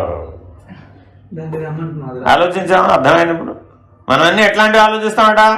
నేను నడక నేర్చుకోవడానికి గడప అడ్డం వచ్చిందండి అన్నట్టు. నడక నేర్చుకోవడానికి గడపడ్డం రావడం ఏమిటి? ఇలా చెప్తే ఒప్పుకుంటారా మీరు ఎవరైనా? సో మనం ఆత్మనిష్ఠులం అవ్వడానికి చెప్పేటటువంటి అంశాలన్నీ కూడా ఇలాంటి ఉపమానాలే, అంతే. కాబట్టి నువ్వు ఆత్మనిష్ఠుడు కాకపోవడానికి, ఆత్మానాత్మ వివేకాన్ని పొందకపోవడానికి ఏ కారణాలు చెప్పుకున్నా అవన్నీ కూడా ఈ 4 లక్షణాలు నీ దగ్గర లేకపోబట్టి. ఏ 4 లక్షణాలు ఉండాలి ఇప్పుడు? ఏకాగ్రత ఉండాలి, మననశీలత ఉండాలి, నిగూఢమైన అర్థాన్ని గ్రహించే వివేచన ఉండాలి, తెగువ ఉండాలి. ఈ 4 ఉన్నవాడే ఆత్మనిష్టక అధికారి. ఇప్పుడు చదవండి.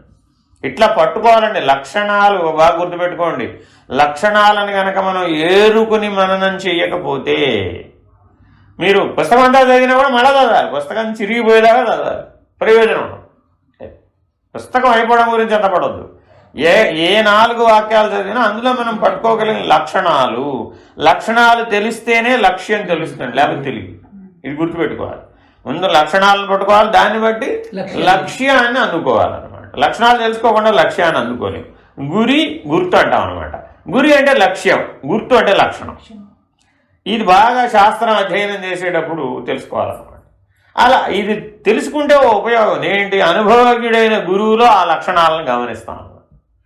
అసలు నీకు ఆ లక్షణాలు తెలియలేదు అనుకోండి, ఎవరు గురువో జీవితం అంతా ప్రయత్నం చేసినా గుర్తుపట్టలేదు.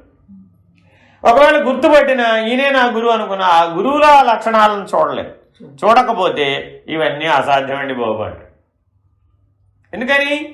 సాధ్యపడినటువంటి వాడిలో జీవనంలో ఆ లక్షణాలను గుర్తించినప్పుడే నీకు అది సాధ్యమని తోస్తుంది. మనం ఎదురుకుండా కనబడుతున్నట్టుగా ఒక ఆయన సాధించి అసాధ్యం అనడానికి ఎక్కడ ఉంది?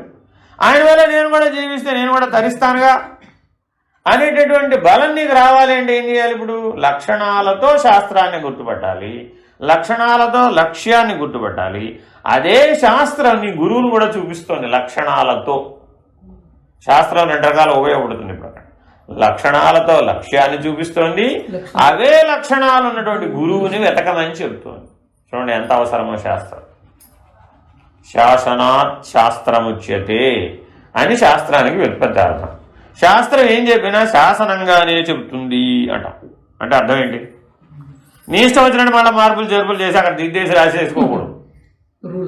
దాన్ని మనం అర్థం చేసుకోవాలి, దాని లక్ష్యార్థాన్ని అర్థం చేసుకోవాలి. కానీ మనకు అర్థమైనటువంటి అర్థంలోకి దాన్ని తిప్పి రాసేసుకోకూడదు. చదువు.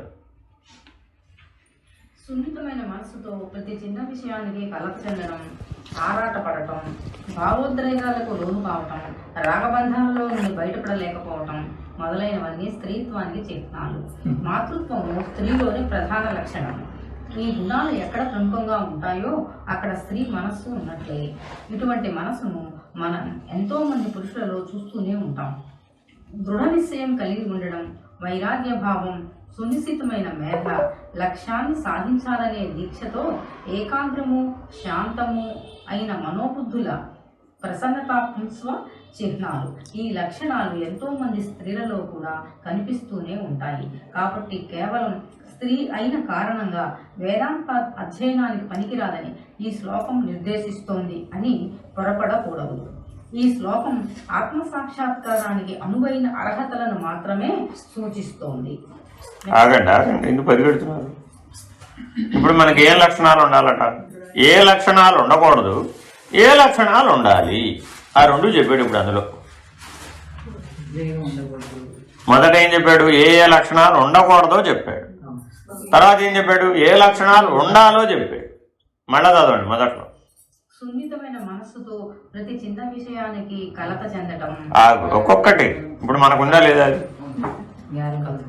కలత చెందుతున్నాంగా. కలత చెందడానికి కారణం ఏంటట? సున్నితమైన మనస్సు. సున్నితమైన మనసు అంటే ఏంటి?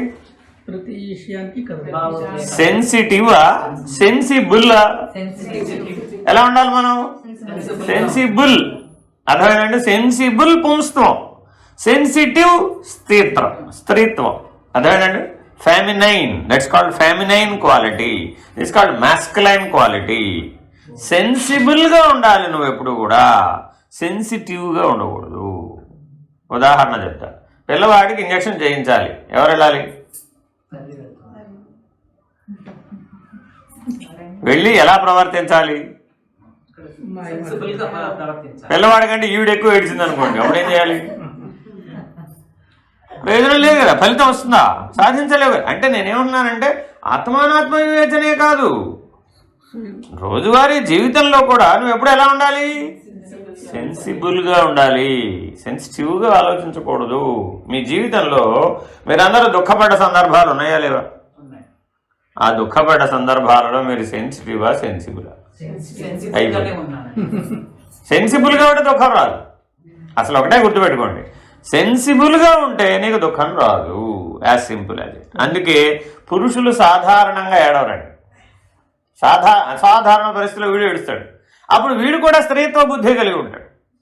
దుఃఖం అంటూ కలిగిందంటే నువ్వు తప్పనిసరిగా స్త్రీ బుద్ధిలోకి మారిపోతావు. అప్పుడేమైంది? నీ స్వరూపం పోయింది. నీ స్వరూపం సెన్సిబుల్, నాట్ సెన్సిటివ్. అర్థమైందండి? చైతన్యం సెన్సిబుల్, అవేర్, అంతేగాని నాట్ సెన్సిటివ్, కలిసిపోవడం లేదు. అర్థమైందండి? మొదటి లక్షణం వెరీ వెరీ ఇంపార్టెంట్ అయినా కాదు. నీ జీవితంలో ఎప్పుడూ కూడా సెన్సిబుల్గానే ఉండాలి, సెన్సిటివ్గా ఉండకూడదు. నెక్స్ట్ ఆగండి. మరి స్త్రీలు కన్నా మరి అందరికీ ఇలా మరి ఎందుకు వచ్చింది ఇలా? Very important. స్త్రీలందరూ సెన్సిటివ్ అని ఆయన చెప్పాడు ఎప్పుడు? చెప్పలేదు. పురుషులందరూ సెన్సిబుల్ అని చెప్పాడా? చెప్పలేదు. It is the quality of your mind, it is the quality of your మనస్సు యొక్క లక్షణం అది, శరీర లక్షణం కాదు. అదేనండి, శరీరాన్ని బట్టి మనసుకు లక్షణాలు చెప్పకూడదు, మనసును బట్టి శరీరానికి లక్షణాలు చెప్పాలి కానీ శరీరాన్ని బట్టి మనసుకు లక్షణాలు చెప్పకూడదు. మనం ఏం చెప్పారు ఇప్పుడు మన వాళ్ళు? అన్వయం రివర్స్ చేశారు. నువ్వు స్త్రీ శరీరంలో పుట్టావు కాబట్టి వేదం చదువుకోవడానికి అధికారం లేదు, నా స్త్రీ స్వాతంత్ర్యం అర్హతి, ఇలా రకరకాల వ్యాఖ్యానాలు ఉన్నాయి. అర్థమైందండి? ఆ వాటిని మీరు విపరీతార్థంలో స్వీకరించారని చెప్తున్నాడు. స్త్రీ బుద్ధి, రెండు బుద్ధులు ఉన్నాయండి మనకి, ఆత్మబుద్ధి, స్త్రీ బుద్ధి, రెండు ఉన్నాయి. ఆత్మబుద్ధితో ఉన్నవాడు జ్ఞానాన్ని పొందుతాడు, స్త్రీ బుద్ధితో ఉన్నవాడేమో ఎప్పుడూ కూడా బహిర్ముఖంగా జీవిస్తూ సుఖ దుఃఖాలనే ద్వంద్వాలను పొందుతాడు. ఇది దాని యొక్క పరిణామం. స్త్రీ బుద్ధిని మొదట నిర్వచిస్తున్నాడు. ఏ లక్షణాలుంటే స్త్రీ బుద్ధి, స్త్రీ బుద్ధి ప్రళయాంతక, ఆత్మబుద్ధి సుఖం చైవ స్త్రీ బుద్ధి ప్రళయాంతక. అంటే అర్థం ఏంటి? నువ్వు ఎప్పుడూ ఆత్మబుద్ధిలో గనక ఉంటే స్వరూప జ్ఞానంలో ఉన్న ఆనందాన్ని అనుభవిస్తూ శాశ్వత ఆనంద స్వరూపుడుగా ఉంటావు. అలాంటి జీవితం కావాలంటావా? స్త్రీ బుద్ధి కలిగి ఉన్నట్లయితే కల్పాంతం వరకు కూడా సుఖ దుఃఖాలు అనుభవిస్తూ ఇలా పుడుతూ గిడుతూ ద్వంద్వానుభవాల్లో కొట్టుకుపోతూ ఉంటావు. ఇలాంటి జీవితం కావాలంటావా నీకు అనేది ఎప్పుడూ గ్రహించాలి. అర్థమైందా? ఈ స్త్రీ బుద్ధి, ఈ ఆత్మబుద్ధి, దీని ఏమంటారు? ఆత్మబుద్ధి, స్త్రీ. స్త్రీ అంటే ప్రకృతి అని అర్థం, బాగా గుర్తుపెట్టుకో. స సత్వగుణం, తమగుణం, రజోగుణం, ఈ మూడు కలిస్తే ప్రకృతి, అదే స్త్రీ అంటే. కాబట్టి త్రిగుణాత్మకమైనటువంటి బుద్ధి కలిగిన వాడు ద్వంద్వానుభవాలలోనే పోతూ ఉంటాడు. వాడు సాక్షి అనేటువంటి అనుభవ స్థితికి రాలేడు. ఆత్మబుద్ధి కలిగినటువంటి వాడు ఎప్పుడూ సాక్షిగానే ఉంటాడు, వాడికి ఎప్పుడూ ద్వంద్వాలలో కొట్టుకోడు. కాబట్టి మొదటి లక్షణం ఏం చెబుతోంది? ఉద్వేగం, ఆరాటం, ఆవేశం, అలాంటి లక్షణాలతో నువ్వు త్రిగుణాల వెంటబడి పోతున్నావు. అలా పోమాక. రెండో లక్షణం భావోద్రేకాలకు లోను కావటం. చెప్పేశాక ఇవన్నీ అదే ఒక లక్షణమే, సెన్సిటివ్ లోకే వచ్చేస్తాయి ఇవన్నీ. బయటపడలేకపోవటం. ఆగండి, ఇది చాలా ముఖ్యం. రాగబంధంలో నుంచి బయటపడలేక. రాగబంధం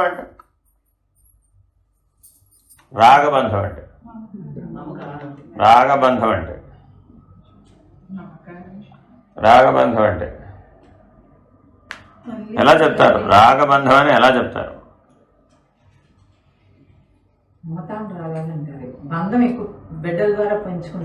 మీరు కట్టుకున్న చీర మీ ఇంట్లో పనిచేసే అమ్మాయికి ఇచ్చేశారు 10 ఏళ్ల తర్వాత.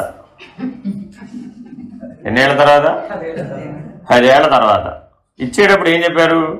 నేను ఈ 10 ఏళ్లలో చాలాసార్లు అసలు కట్టుకోలేదమ్మా, ఒకసారి 2 సార్లు కట్టుకున్నాను, ఇది కొత్త చీరే అన్నాం.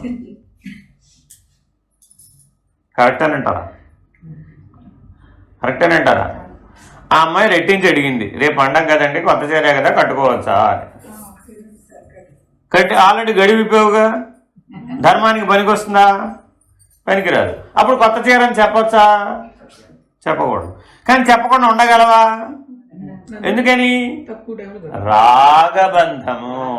నా చీర, నా వస్తువు, నా శరీరం, నా సంబంధం, నా ఇల్లు, నా ఉద్యోగం, నా సన్మానం, నా గౌరవం, ఇంకా ఈ నా దగ్గర ఎన్నైనా పెట్టుకోండి, చాంతాడు అంత జాబితా వస్తున్నారా? ఎవరికి వాళ్ళు ఇంటికి వెళ్ళి ఓ డైరీ పెట్టుకుని నావి అని పైన హెడ్డింగ్ పెట్టి రాయాలి జాబితా. అందులో ఎప్పటికి కొట్టేస్తామో తెలియదు, ఈ జాబితా ఎప్పటికి కొట్టేస్తామో తెలియదు. ఇది బాగా ఎప్పుడు పనిచేస్తుందంటే మీ వార్డ్రోబ్ ఇలా తీయగానే, అంటే మీరు కట్టుకునే బట్టల బీరువా ఉంటుంది కదా, ఇలా తీసారనుకోండి, అక్కడ ఎదురుకుండా చాలా కనపడవన్నీ ఏం చేస్తావు వెంటనే ఇంక అందులో నావి అనే కథలన్నీ పనిచేస్తాయి. అది ఇది మైసూర్లో కొన్నాను, ఇది చెన్నైలో కొన్నాను, అది కాశీలో కొన్నాను. విశ్వేశ్వర దర్శనం గుర్తురాదు కానీ కాశీ సిల్క్ చీరే గుర్తొస్తుంది, ఇంకా ప్రయోజనం. కాంచి కామాక్షి గుర్తురాదు, కామాక్షి దర్శనం గుర్తురాదండి, కాంచి పట్టు చీరే గుర్తొస్తుంది. ఏమైపోయినప్పుడు ఇది రాగబంధం. అంటే ఇప్పుడు మన జీవితంలో ఎంత శాతం ఉందంటారు ఈ రాగబంధం? 99% ఉంటుంది. అందరికీ, పురుషులకు కూడా ఉండదు. స్త్రీ పురుష భేదం లేదండి దీనికేమి. మీరు అక్కడ గుర్తుపెట్టుకోండి. ఇప్పుడు నేను చెప్పే వాటికి వేటికి కూడా స్త్రీ పురుష భేదం లేదు. మరి ఇప్పుడు మరి ఇదంతా మరి స్త్రీ, వీళ్ళు పురుషులు అంటారు, వీళ్ళు పురుషులు ఎలా అవుతారు, వాళ్ళు స్త్రీలు ఎలా అవుతారు? లక్షణాలను బట్టి ఆత్మబుద్ధి కలిగిన వాడు ఒక్కడే అధికారి. స్త్రీ బుద్ధి కలిగిన వాళ్ళందరూ వీళ్ళంతా స్త్రీలేపో అన్నాడు అంతే. శరీరాన్ని బట్టి కాదురా నాయన, బుద్ధి యొక్క లక్షణాన్ని బట్టి. రాగబంధం లేని వాడెవడో వాడే ఆత్మానాత్మ వివేచనకు, ఆత్మనిష్టకు పనికొస్తాడు.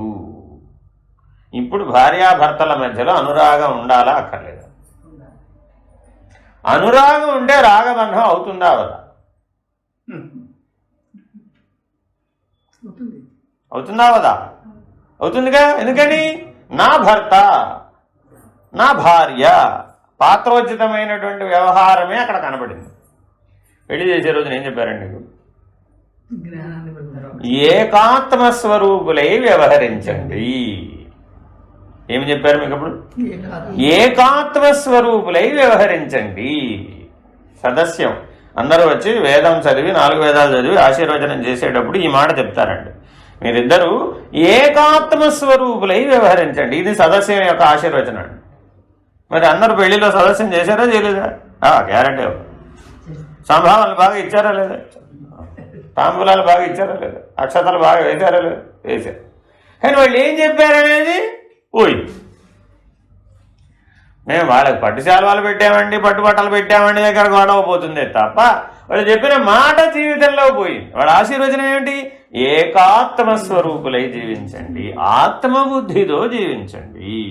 ఆత్మబుద్ధితో జీవించేటప్పుడు నువ్వు భార్య భర్త అనే దృష్టితో ఎలా చూస్తావు? చూడటానికి అవకాశం ఏది ఉందా?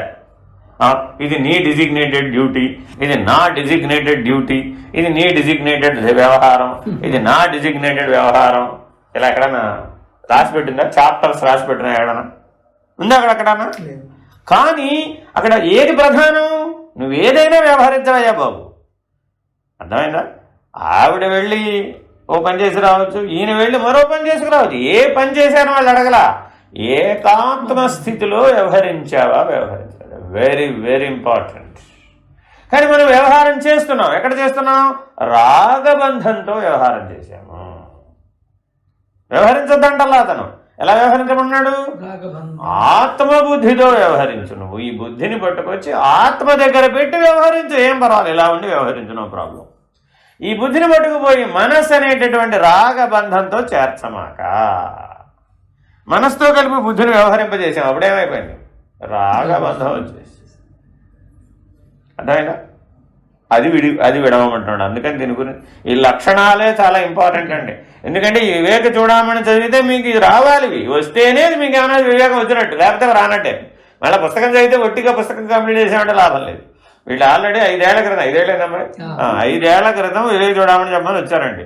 మొదటి పాఠం చెప్పి ఏం చెప్పానంటే, మీరంతా పోయి అంతా బాగా రెడీ అయ్యి మళ్ళీ రండి. ఎప్పటికో జీవితంలో మీకు నేను పాఠం చెప్పాలని అనిపిస్తే, మిమ్మల్ని చూస్తే నాకు వివేక చూడమని పాఠం చెప్పాలని అనిపించిన రోజున మళ్ళీ చెప్తా పొమ్మన్నా. ఇప్పటికి 5 ఏళ్ళు అయింది, మళ్ళీ పాఠం చెబుతాను ఇప్పుడు. అంటే అది అర్హత సాధించడానికి 5 ఏళ్ళు పట్టింది వీళ్ళకి.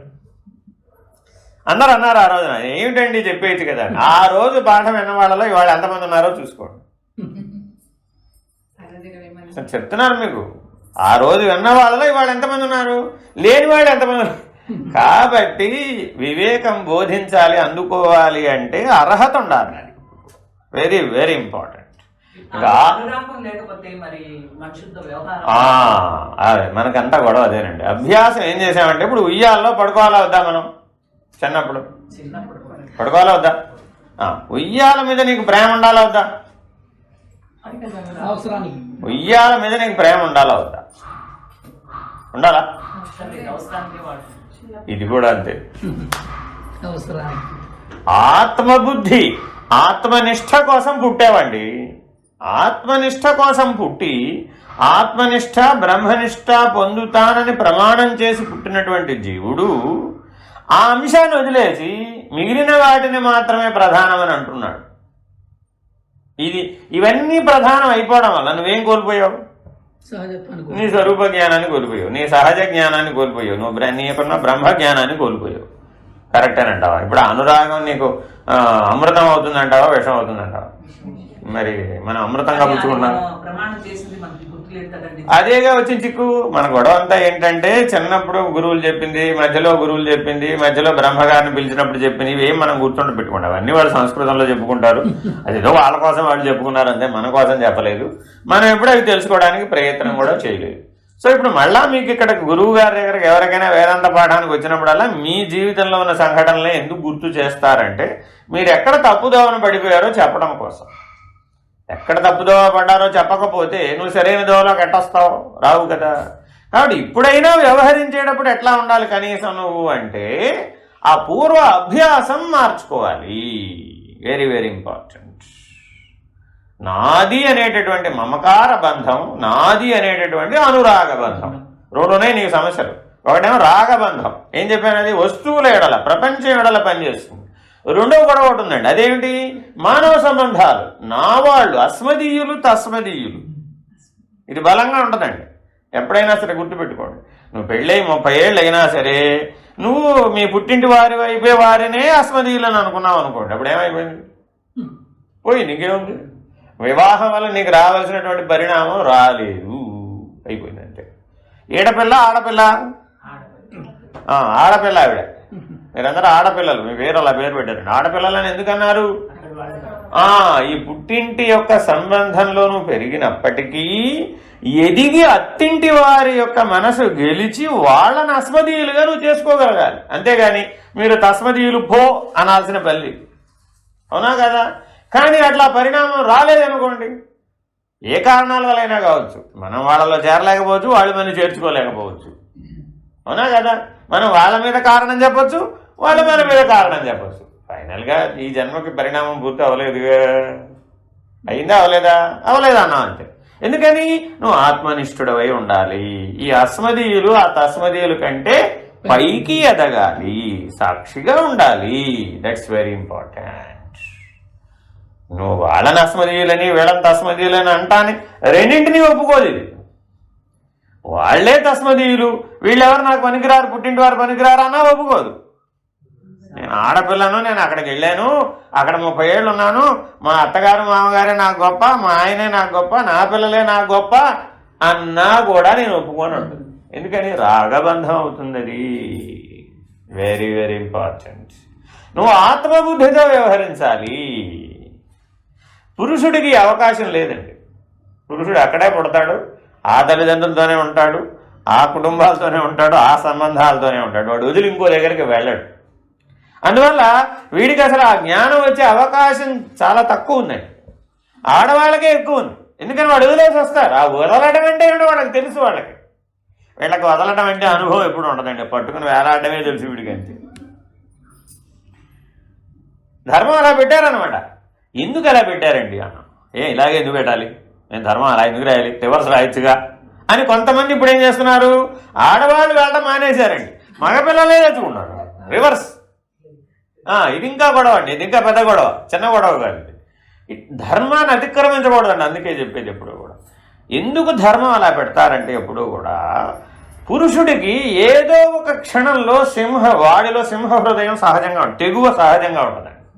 ఆడవాళ్ళకి తెగువ ఉండదండి. ఇందాక చెప్పిన లక్షణాలలో తెగువ ఆడవాళ్ళకి, స్త్రీ శరీరంలో ఉన్నటువంటి జీవుడికి తెగువ చాలా తక్కువ ఉంటుంది. సృష్టి లోపం కాదండి. అది ఎందుకు ఇవ్వకూడదంటే, ఇవ్వబడలేదంటే అది అవసరానికే మీకు అవసరం.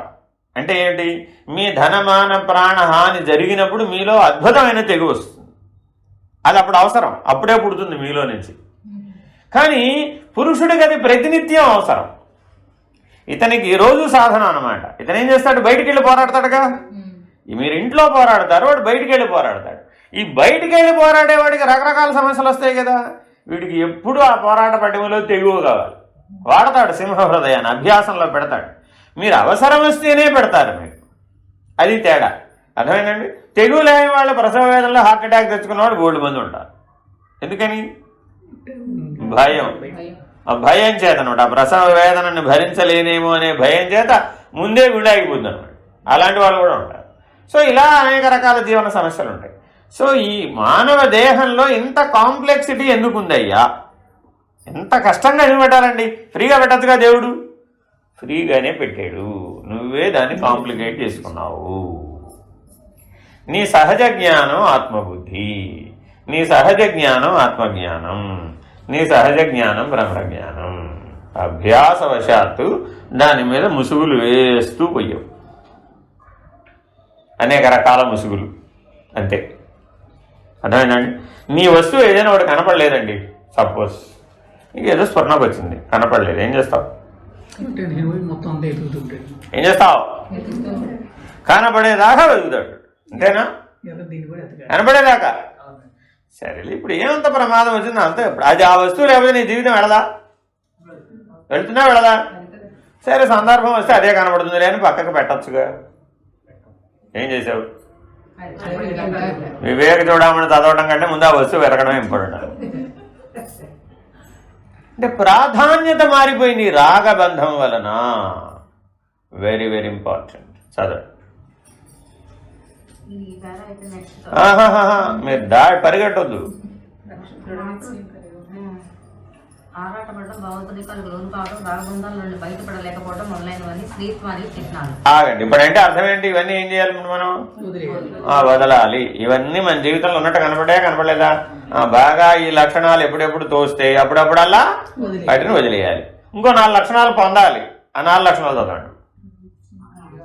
దృఢ నిశ్చయం కలిగి ఉండడం, వైరాగ్య భావం, సునిశ్చితమైన మేధ, లక్ష్యాన్ని సాధించాలనే దీక్ష. ఒక్కొక్కటి చదవాలి. అలా పరిగెడితే ఎట్లా సమాధానం చెప్తాం? దృఢ నిశ్చయం కలిగి ఉండడం. దృఢ నిశ్చయం కలిగి ఉండడం అంటే అర్థం ఏంటి? అంటే అర్థం ఏంటి? స్థిరమైన స్థితి. మా అబ్బాయిని ఏమైనా సరే అమెరికా పంపించాలి, దృఢ నిశ్చయం ఉండాలా అక్కర్లేదా? ఉండాలా అక్కర్లేదా? బహిర్ముఖం గురించి చెప్పడం లేదు. Very very important. బహిర్ముఖం గురించి మాట్లాడటం లేదు. నేను ఆత్మస్వరూపుణ్ణి అని తెలుసుకోవాలండి. దృఢ నిశ్చయం ఉండాలి. Very important. ఎంతకాలం ఉండాలి? ఎంతకాలం ఉండాలి? సహజం అయ్యేదాకా. ఆ దృఢ నిశ్చయం ఎప్పటిదాకా ఉండాలి? సహజం అయ్యేదాకా. నీకు ఈ ప్రపంచంలో ఏ వ్యవహారానికి ఈ లక్షణాలు చెప్పటంలా. ఇది వ్యవహారం దృష్టిలో ఈ 4 లక్షణాలు చెప్పడం లేదు. ఇదే ఇదే లక్షణాలను కనుక వ్యవహారం వైపు తిప్పుకున్నాం అనుకోండి, అంతా బహిర్ముఖం వైపు. మన జీవితంలో మనం మన లైఫ్ పార్ట్నర్స్తో కలిసి జీవిస్తామా లేదా? అవునని కాదని ఇటని అటని అనేక రకాల వ్యవహారంలో జరుగుతుంటాయా లేదా? ఆయన ఎప్పుడు నిర్ణయం చేయడు బాబు, అన్ని నిర్ణయాలు నేనే తీసుకోవాలి. అప్పుడు ఏమైంది? స్త్రీత్వ బుద్ధి అయింది కానీ ఆత్మబుద్ధి కాదది. అదేంటంటే నేను దృఢంగానే ఉన్నాను కదా. నువ్వు దృఢంగా బహిర్ముఖం వైపు ఉన్నావా, అంతర్ముఖం వైపు ఉన్నావా? Very very important. ఆత్మనిశ్చయం వైపు, ఆత్మనిష్ట యందు నేను ఉండాలి అనే దృఢ నిశ్చయం ఉండాలి. మొదటి లక్షణం అది. రెండవ లక్షణం వైరాగ్యం అంటే వైరాగ్యం అంటే వైరాగ్యం అంటే వైరాగ్యం అంటే వైరాగ్యం అంటే ఏంటి అంటే మనం ఏదైనా ఎప్పుడైనా గుర్తుపెట్టుకోండి, వేదాంత పాఠాలు చెప్పారు అంటే అవి 800 కోట్ల మంది మానవులు సరిపోవాలి. మీరు ఏ సమాధానం చెప్పినా ఆ సమాధానం ఎంతమందికి సరిపోవాలి? ఎంత విస్తృతికి సరిపోవాలి? సృష్టి మొత్తం మానవులందరికీ సరిపోవాలి. అంటే మీరు మాట్లాడే మాటలు అలా ఉండటం రావాలి. వైరాగ్యం అనగా ఏమి? ఈ వైరాగ్యం అనగా ఏమన్న ప్రశ్నకి కొన్ని వేల పుస్తకాలు ఉన్నాయి. ఒక వైరాగ్యం గురించి చెప్పడానికి కానీ మనకు తెలియాలి, అది అనుభవంలో తెలియాలి. సమస్య పుస్తకం కాదు. ఇప్పుడు నీకు ప్రతినిత్యం తెలియాలి. దృఢ నిశ్చయం ప్రతి క్షణం ఉండాలా వద్దా? ఉండాలి. ప్రతి క్షణం ఉంటేనే నువ్వు ఆత్మనిష్టలో ఉంటావు. ప్రతి క్షణంలో లేకపోతే పనికిరాదు. అర్థమైందా? వైరాగ్యం అంటే ఇప్పుడు యుద్ధం చేయాలా మానేయాలా? అర్జునుడు ఏమన్నాడు? నేను వైరాగ్యాన్ని పూని సన్యసిస్తాను, యుద్ధం చేయను అన్నాడు. ఆయన ఏమన్నాడు? వైరాగ్యం అంటే చేసే పని మానేసి పారిపోవడం కాదు. Very important. చాలామందికి మనకి వైరాగ్యం అనగానే ఏం స్ఫురిస్తుంది? అన్నీ వదిలేశాను, అన్నీ కర్మ సన్యాసం అనుకుంటున్నావురా బాబు. కర్మ సన్యాసం కాదు, సంగత్యాగం, ఫలత్యాగం, కర్తృత్వ త్యాగం. బాగా గుర్తుపెట్టుకోండి. వైరాగ్యం అనగా ఏమి? సంగత్యాగం, ఫలత్యాగం, కర్తృత్వ త్యాగం. ఈ మూడింటికి కలిపి వైరాగ్యం అని పేరు. Very very important. మీరు కొన్ని వందల వేల పుస్తకాలు చదివితే కానీ, ఆచరిస్తే కానీ ఈ అనుభవంలో మీకు ఈ నిర్ణయం రాదు. ప్రతి ఆచరణలో, ప్రతి ఆలోచనలో ఈ 3 ప్రశ్నలు వేసుకోవాలి. నాకు సంఘం ఏర్పడుతుందా? 2, ఫలితం మీద అపేక్ష కలుగుతుందా? 3, కర్తృత్వం నేనే చేస్తున్నా అని తోస్తుందా నాకు? ఈ 3 తోచిందంటే వైరాగ్యం లేనట్టే. సింపుల్. వైరాగ్యం లేకపోతే ఏమున్నట్టు? రాగబంధం ఉన్నట్టు. వైరాగ్యం అంటే రాగబంధం ఉండదు, అంతే. ఇక కాబట్టి ఎప్పటికప్పుడు ఏ దృష్టితో చేయాలంటే ఇప్పుడు సంగత్యాగము, ఫలత్యాగము, కర్తృత్వ త్యాగం అనే 3 లక్షణాలతో ఆచరించు. Very very important. ఆచరణాత్మక వైరాగ్యం. వైరాగ్యం అంటే ఏదో ఉపన్యాసాలు చెప్పేది కాదు, లేకపోతే అంతకంటే ముక్కు మూసుకుని అడవులకు పోయేది కాదు. ఆచరణాత్మకమై ఉండాలి. ఏమిటి దానికి? Heads in the forest, hands in the society. Heads in the forest, hands in the society. Very very important. దానికోసం అడవులకు పోవక్కర్ల నువ్వు. ఇక ఏం చేయాలి? సంగత్యాగం చేయాలి, ఫలత్యాగం చేయాలి, కర్తృత్వ త్యాగం చేయాలి. Very important. 2వ లక్షణం అది. 3వ లక్షణం సునిశ్చితమైన మేధ అంటే ఏంటి? తీక్షణమైన బుద్ధి. అలాగే ముందు ఒకటి అవునే. సునిశ్చితమైన మేధ అంటే, సునిశ్చితమైన మేధ అంటే ఏంటి? అంటే ఏంటి? ఆత్మభావంతో చేయడం ప్రతి పని. ఇప్పుడు మనం మామూలుగా మన బుద్ధి ఎలా పనిచేస్తూ ఉంటుంది? స్థూలంగా పనిచేస్తూ ఉంటుంది. దాన్ని ఏమంటారు? స్థూలంగా పనిచేస్తుంది. మరి అప్పుడు దానికి సునిశ్చితమైన లక్షణాలు ఉన్నాయా? ఎలా తెలుసుకోవాలి? సునిశ్చితం అంటే మనకి ఎట్లా తెలియాలి?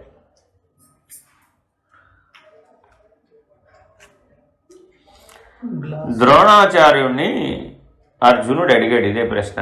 నాయనా, నువ్వు విలువిద్య నేర్చుకోవాలంటే నీకు సునిశ్చితమైన బుద్ధి ఉండాలి అని చెప్పాడు. ఏమండి, పిల్లవాడు కదా మరి అర్జునుడు. ఎంత వయసు?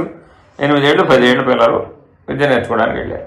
విలువిద్య నేర్చుకోవాలంటే నీకేముండాలి? ఉపన్యాసం చెప్పాడు ఆయన. సునిశ్చితమైన బుద్ధి ఉన్న వాళ్ళకే విలువిద్య, లేని వాళ్ళకి లేదు భో అన్నాడు. సునిశ్చితమైన బుద్ధి అంటే ఏమిటండి అని అంటే, చూడండి ప్రశ్న. ఒక అర్జునుడే అడిగాడు, మిగిలిన వాళ్ళు అడగలేదు. ఒక అర్జునుడే అడిగాడు. అడిగితే ఏం చేశాడంటే, ఇప్పుడు కాదు సాయంత్రం రాపో చెప్తాను. సరే సాయంత్రం వచ్చాడు. అక్కడ గుర్రం ఉందట. ఆ గుర్రపు వెంట్రుక తీసిచ్చాడట. ఒక గుర్రపు వెంట్రుక తీసిచ్చాడు. తీసిచ్చి దీనిని 10 భాగాలుగా నిలువుగా చీల్చుకురాబో అన్నాడు. ఏం చేయమన్నాడు? నిలువుగా, అడ్డంగా కట్ చేయడం అందరూ కట్ చేస్తారు. నిలువుగా ఒక గుర్రపు వెంట్రుకను 10 భాగాలుగా చేసుకురాబో అన్నాడు. తప్పక చేసుకొస్తానండి అన్నాడు అర్జునుడు. మిగిలిన వాళ్ళు ఏమన్నారు? గుర్రపు వెంట్రుక ఏమిటండి, నిలువుగా 10 భాగాలు చేయడం, మీరు చెప్పడం ఏమిటి, మేము ట్రై చేయడం ఏమిటి? అసలు ఇది అయ్యే పని కాదండి బాబు. అసలు వినగానే ఏమని తోచింది? Not at all possible, impossible అండి బాబు. గుర్రపు వెంట్రుక నాట్ పాసిబుల్. ఇదొక ఉపమానం. చేస్తానన్నవాడికే వాడు చేశాడా చేయలేదా తర్వాత విషయం. మీరు చెప్పారు నేను గ్యారంటీగా చేస్తాను అన్నవాడెవడో వాడికి విలువిద్య నేర్పచ్చు. ఎందుకని? వాడికి సునిశ్చితమైన బుద్ధి ఉంది, వాడికి ప్రయత్నం చేస్తాను. అర్థమైందా? ఇంకో ఉపమానం చెప్తాను. సూర్యకిరణాలు పడుతుంటాయా? పడవా? పడతాయా? అడ్డం ఏం లేదుగా. ఒక్కొక్క కిరణాన్ని నువ్వు చూడగలిగిన వాడవైతే నీకు సునిశ్చిత బుద్ధి ఉన్నట్టే పో అన్నాడు. అది రెండవ ఉపమానం చెప్పాడు ఇప్పుడు ఆయనే. ఏం చెప్పాడు? ఒక్కొక్క చూస్తున్నావు కదా ఇప్పుడు, సూర్యకాంతి కనబడుతుందా లేదా? సూర్యకిరణాన్ని ఒక్కొక్క కిరణాన్ని చూడగలగాలను. సూర్యకాంతి మొత్తాన్ని చూడడం కాదు, చూస్తూ ఉంటే కిరణాలు కిరణాలు కిరణాలు ఇలా అలా అలా అలా అలా అలా కిరణాలుగా విడిపోయినట్టుగా. విడిపోతే ఎట్లా కనబడుతుంది? అలా నీకు కనపడాలి. ఒక్కొక్క కిరణాన్ని చూడగలిగేటంత సునిశ్చితమైన దృష్టి కావాలి నీకు, సునిశ్చితమైన బుద్ధి కావాలి. ఎందుకండి అన్నాడు. ఎందుకేమిటి? రేపు యుద్ధంలో అన్ని వైపుల నుంచి ఎడాపెడా బాణాలు పడిపోతూ ఉంటే మరి అప్పుడు ఎలాగా? అన్ని అబ్జర్వ్ చేసుకుంటాడు.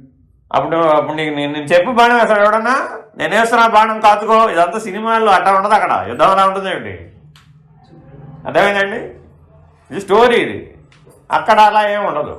మరి ఎటువైపు నుంచి బాణం వచ్చి తగిలిన సూర్యకిరణాన్ని ఇలా అంత పట్టగలిగే సామర్థ్యం నీ దగ్గర ఉంటే కానీ నువ్వు ఈ రణ విద్యను నేర్చుకోలేవు. Very very important. ఎంత సున్నితమైన బుద్ధి కావాలండి. ఇంకొక రోజు వచ్చాడు. వస్తే ఇంకోసారి ఏం చెప్పాడు? వర్షం పడుతుందట.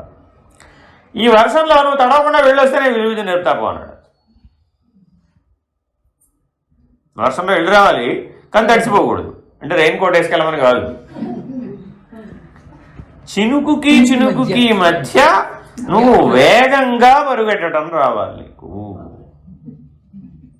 ఈ 3 ఉపమానాలు చెప్పాడు అర్జునుడికి. ఒక్క అర్జునుడే ఈ 3 సాధించడానికి ప్రయత్నించాడు. అర్జునుడు ఒక్కడే, అందుకే సవ్యసా చెయ్యాడు. మిగిలిన వారెవ్వరూ ఆ విద్యను గ్రహించలేకపోయారు. అర్థమైందండి? ఇంత సామర్థ్యం అంటే సునిశ్చితమైన బుద్ధి అంటే ఇలాంటి ఉపమానాలు చెప్పారు. ఇవే 3 ఉపమానాలు నాకు 1996లో స్వామి నిర్భయానందులు చెప్పారు. నాయన ఈ 3 సంగతి ద్రోణాచార్యుడు అర్జునుడికి విలువ విద్య నేర్పడానికి ఏ పరీక్షలు పెట్టాడు అని అడిగాడు. ఈ 3 పరీక్షలు పెట్టాడండి అని చెప్పాడు. ఆ 3 లక్షణాలు నీకుంటే నువ్వు ఈ జన్మలోనే తప్పక మోక్షాన్ని పొందుతావు. Very important. ఎందుకని?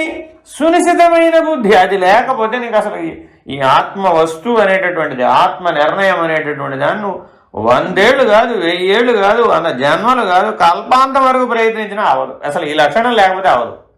మిగిలినవన్నీ ఇప్పుడు ఇంతకుముందు 2 చెప్పారే, దృఢ నిశ్చయము, వైరాగ్యం, అవి 2 అభ్యాసంతో కూడా వస్తాయి. సునిశ్చితమైన బుద్ధి అభ్యాసంతో రాదు, లోపల ఉండాలి. ఇంటర్నల్ కెపాసిటీ పుడుతూ రావాలన్నమాట. దాని కొరకై పుట్టవలై అంటాడు అందుకని వేదాంతంలో. ఆ దానికోసం పుట్టిన వాడికి చూడండి, మీరు ఒకటే 10 మంది మధ్యలో ఒక సమస్య పెట్టామనుకోండి, వాడికి ముందు స్ఫురిస్తుంది, ఇదిలా చేసేయచ్చండి, ఫినిష్డ్. ఎలా స్ఫురించింది మరి వాడికి? సునిశ్చితమైన బుద్ధి వాడికి. ఇప్పుడు అర్జెంట్గా వాడిని పిలిచి ఒక 100 రోజులు ట్రైనింగ్ ఇవ్వలేదు వాడికి. ఏమి ట్రైనింగ్ ఇస్తే కూడా తెలుస్తుంది వాడెవడు? మందబుద్ధి. అర్థమైందండి? ట్రైనింగ్ ఇస్తే తెలుసుకునేవాడెవడు? మందబుద్ధి. అంతే. బుద్ధికి 2 స్థాయిలే ఉన్నాయి. ఒకటేమో సునిశ్చిత బుద్ధి, రెండోదేమో మందబుద్ధి. అంతే. కాబట్టి ఎప్పుడు మందబుద్ధిగా ఉండకూడదు, సునిశ్చితమైన బుద్ధితో ఉండాలి. చాలా చాలా ఇంపార్టెంట్. 4వ లక్షణం లక్ష్యాన్ని సాధించాలనే దీక్ష. Very important. ఏకాగ్రము. ఆగండి, ఈ పరిగెట్టద్దు. లక్ష్యాన్ని సాధించాలనే దీక్ష అంటే అర్థం. దీక్ష అంటే ఏంటి? దీక్ష అంటే ఏంటి? గురువు గారి దగ్గరికి వెళ్తే ఏం ఇస్తాడు? దీక్షలు ఇస్తాడు. జ్ఞానం ఇవ్వడు, జ్ఞానం పొందడానికి కావాల్సిన దీక్షలు ఇస్తాడు. ఏమిటండి దీక్ష అంటే? దక్షత కలిగించేది ఏదో దానికి దీక్ష అని పేరు. ఏంటండి అది?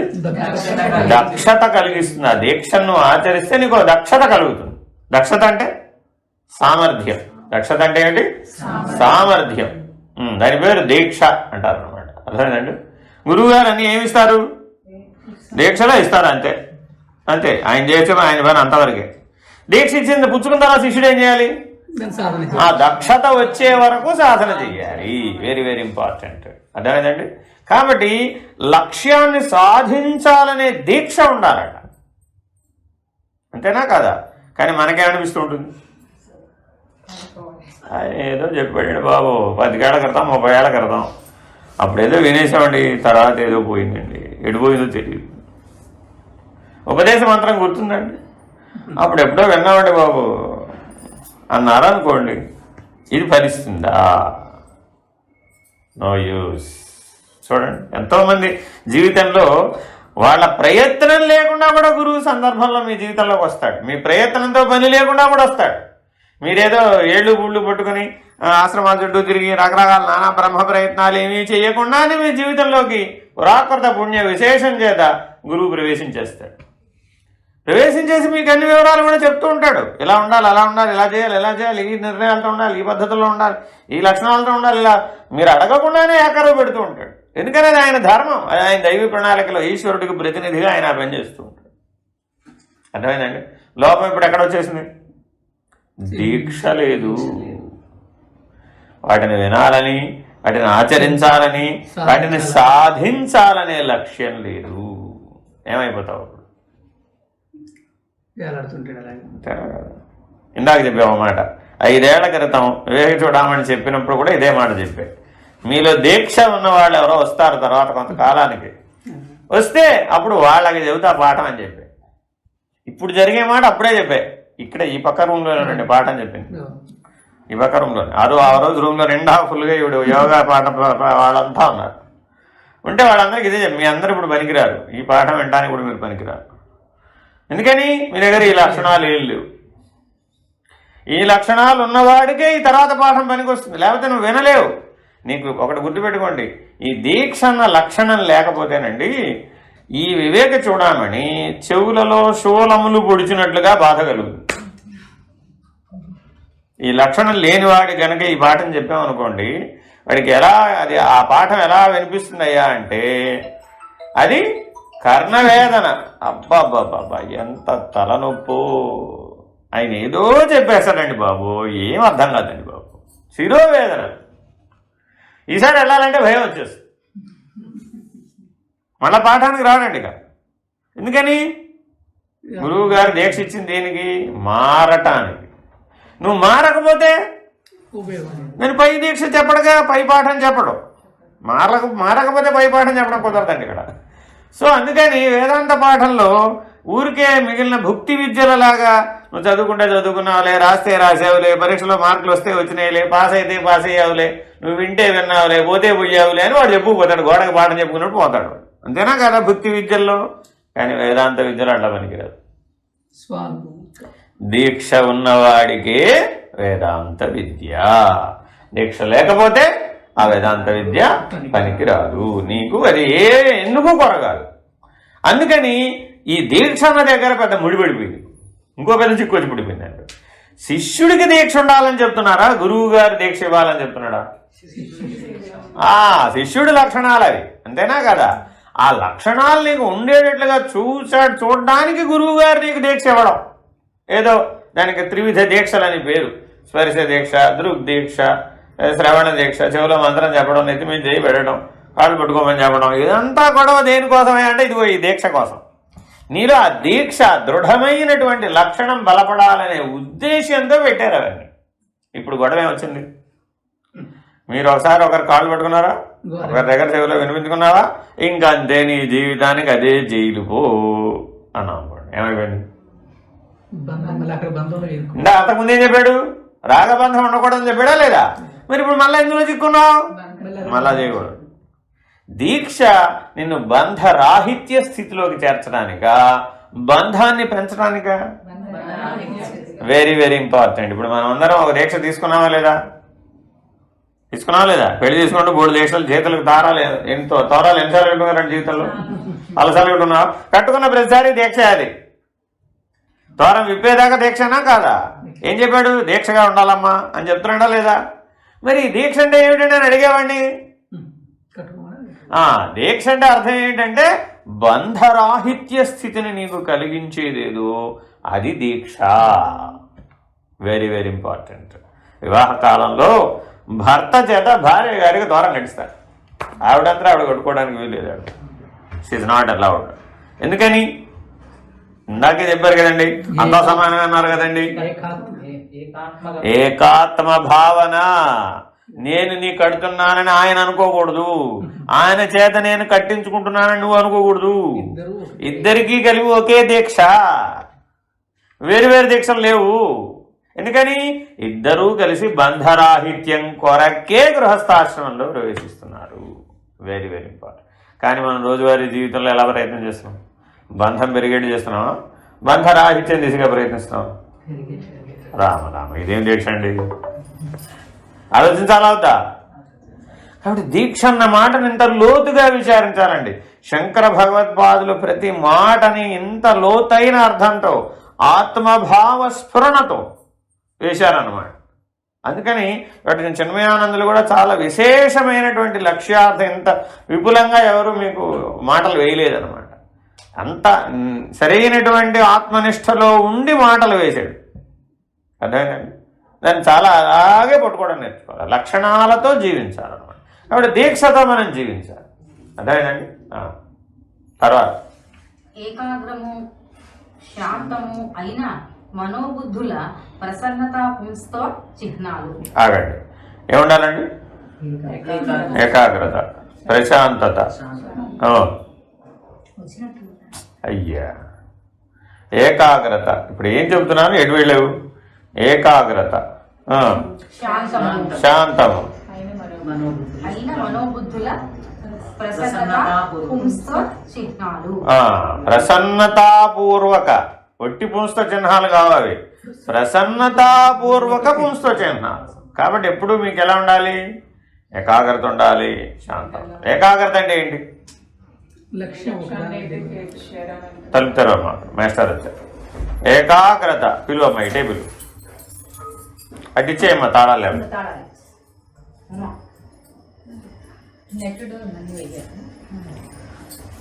ఏకాగ్రత అంటే ఏమిటి?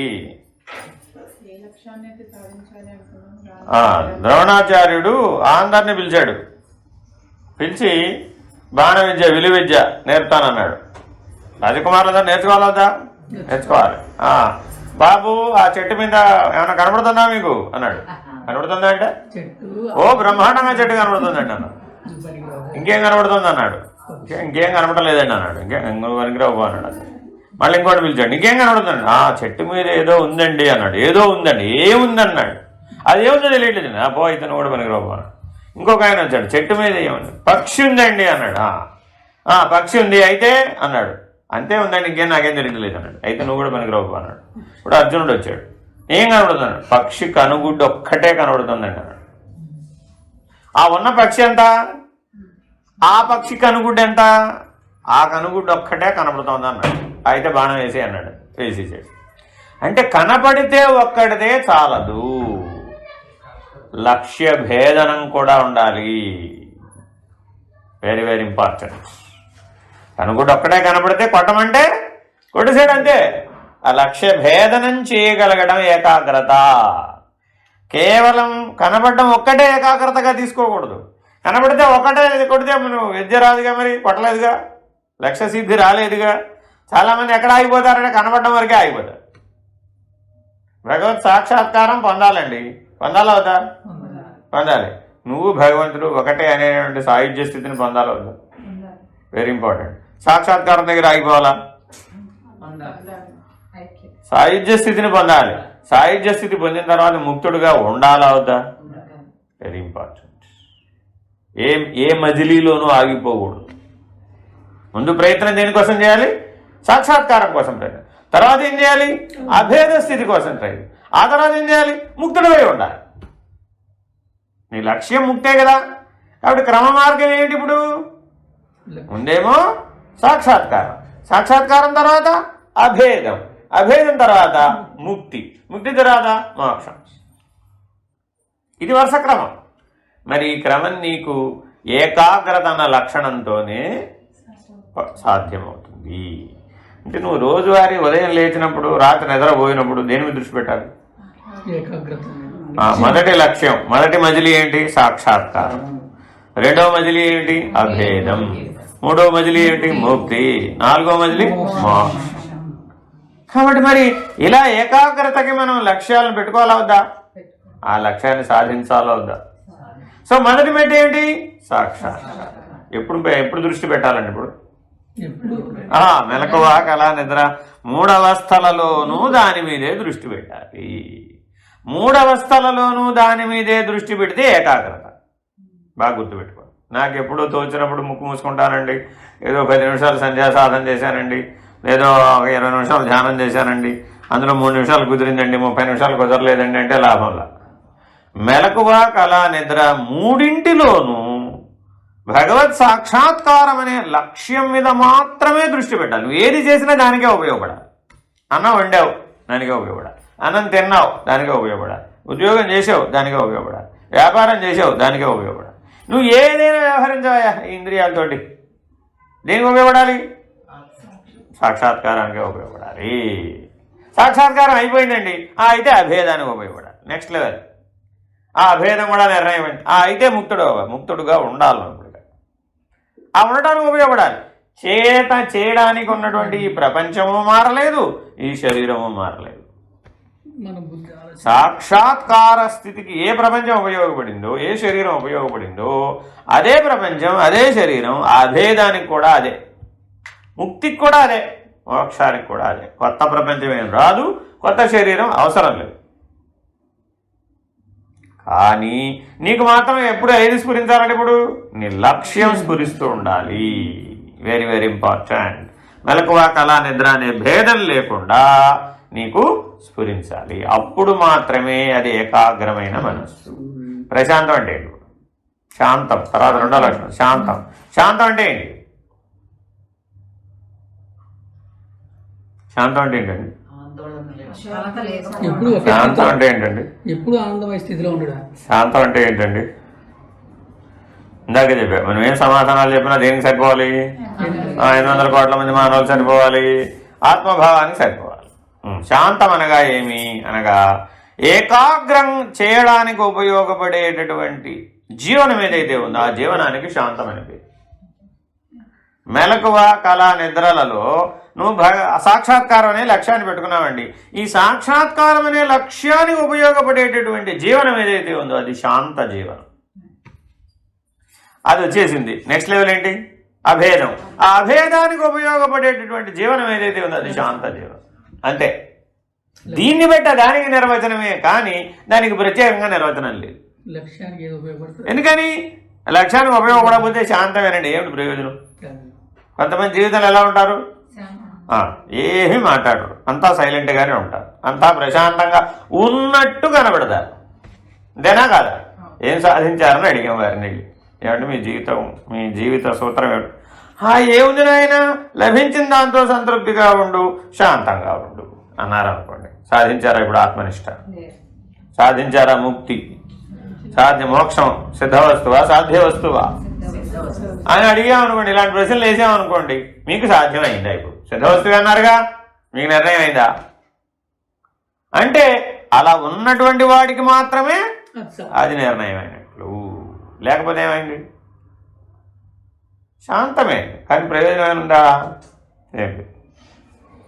కాబట్టి శాంత లక్షణం ఉండాలి, కానీ అది ఎటువంటిదే ఉండాలి? లక్ష్య సిద్ధికి ఉపయుక్తమై ఉండాలి. హరి ఓం. శ్రీ గురుభ్యో నమః.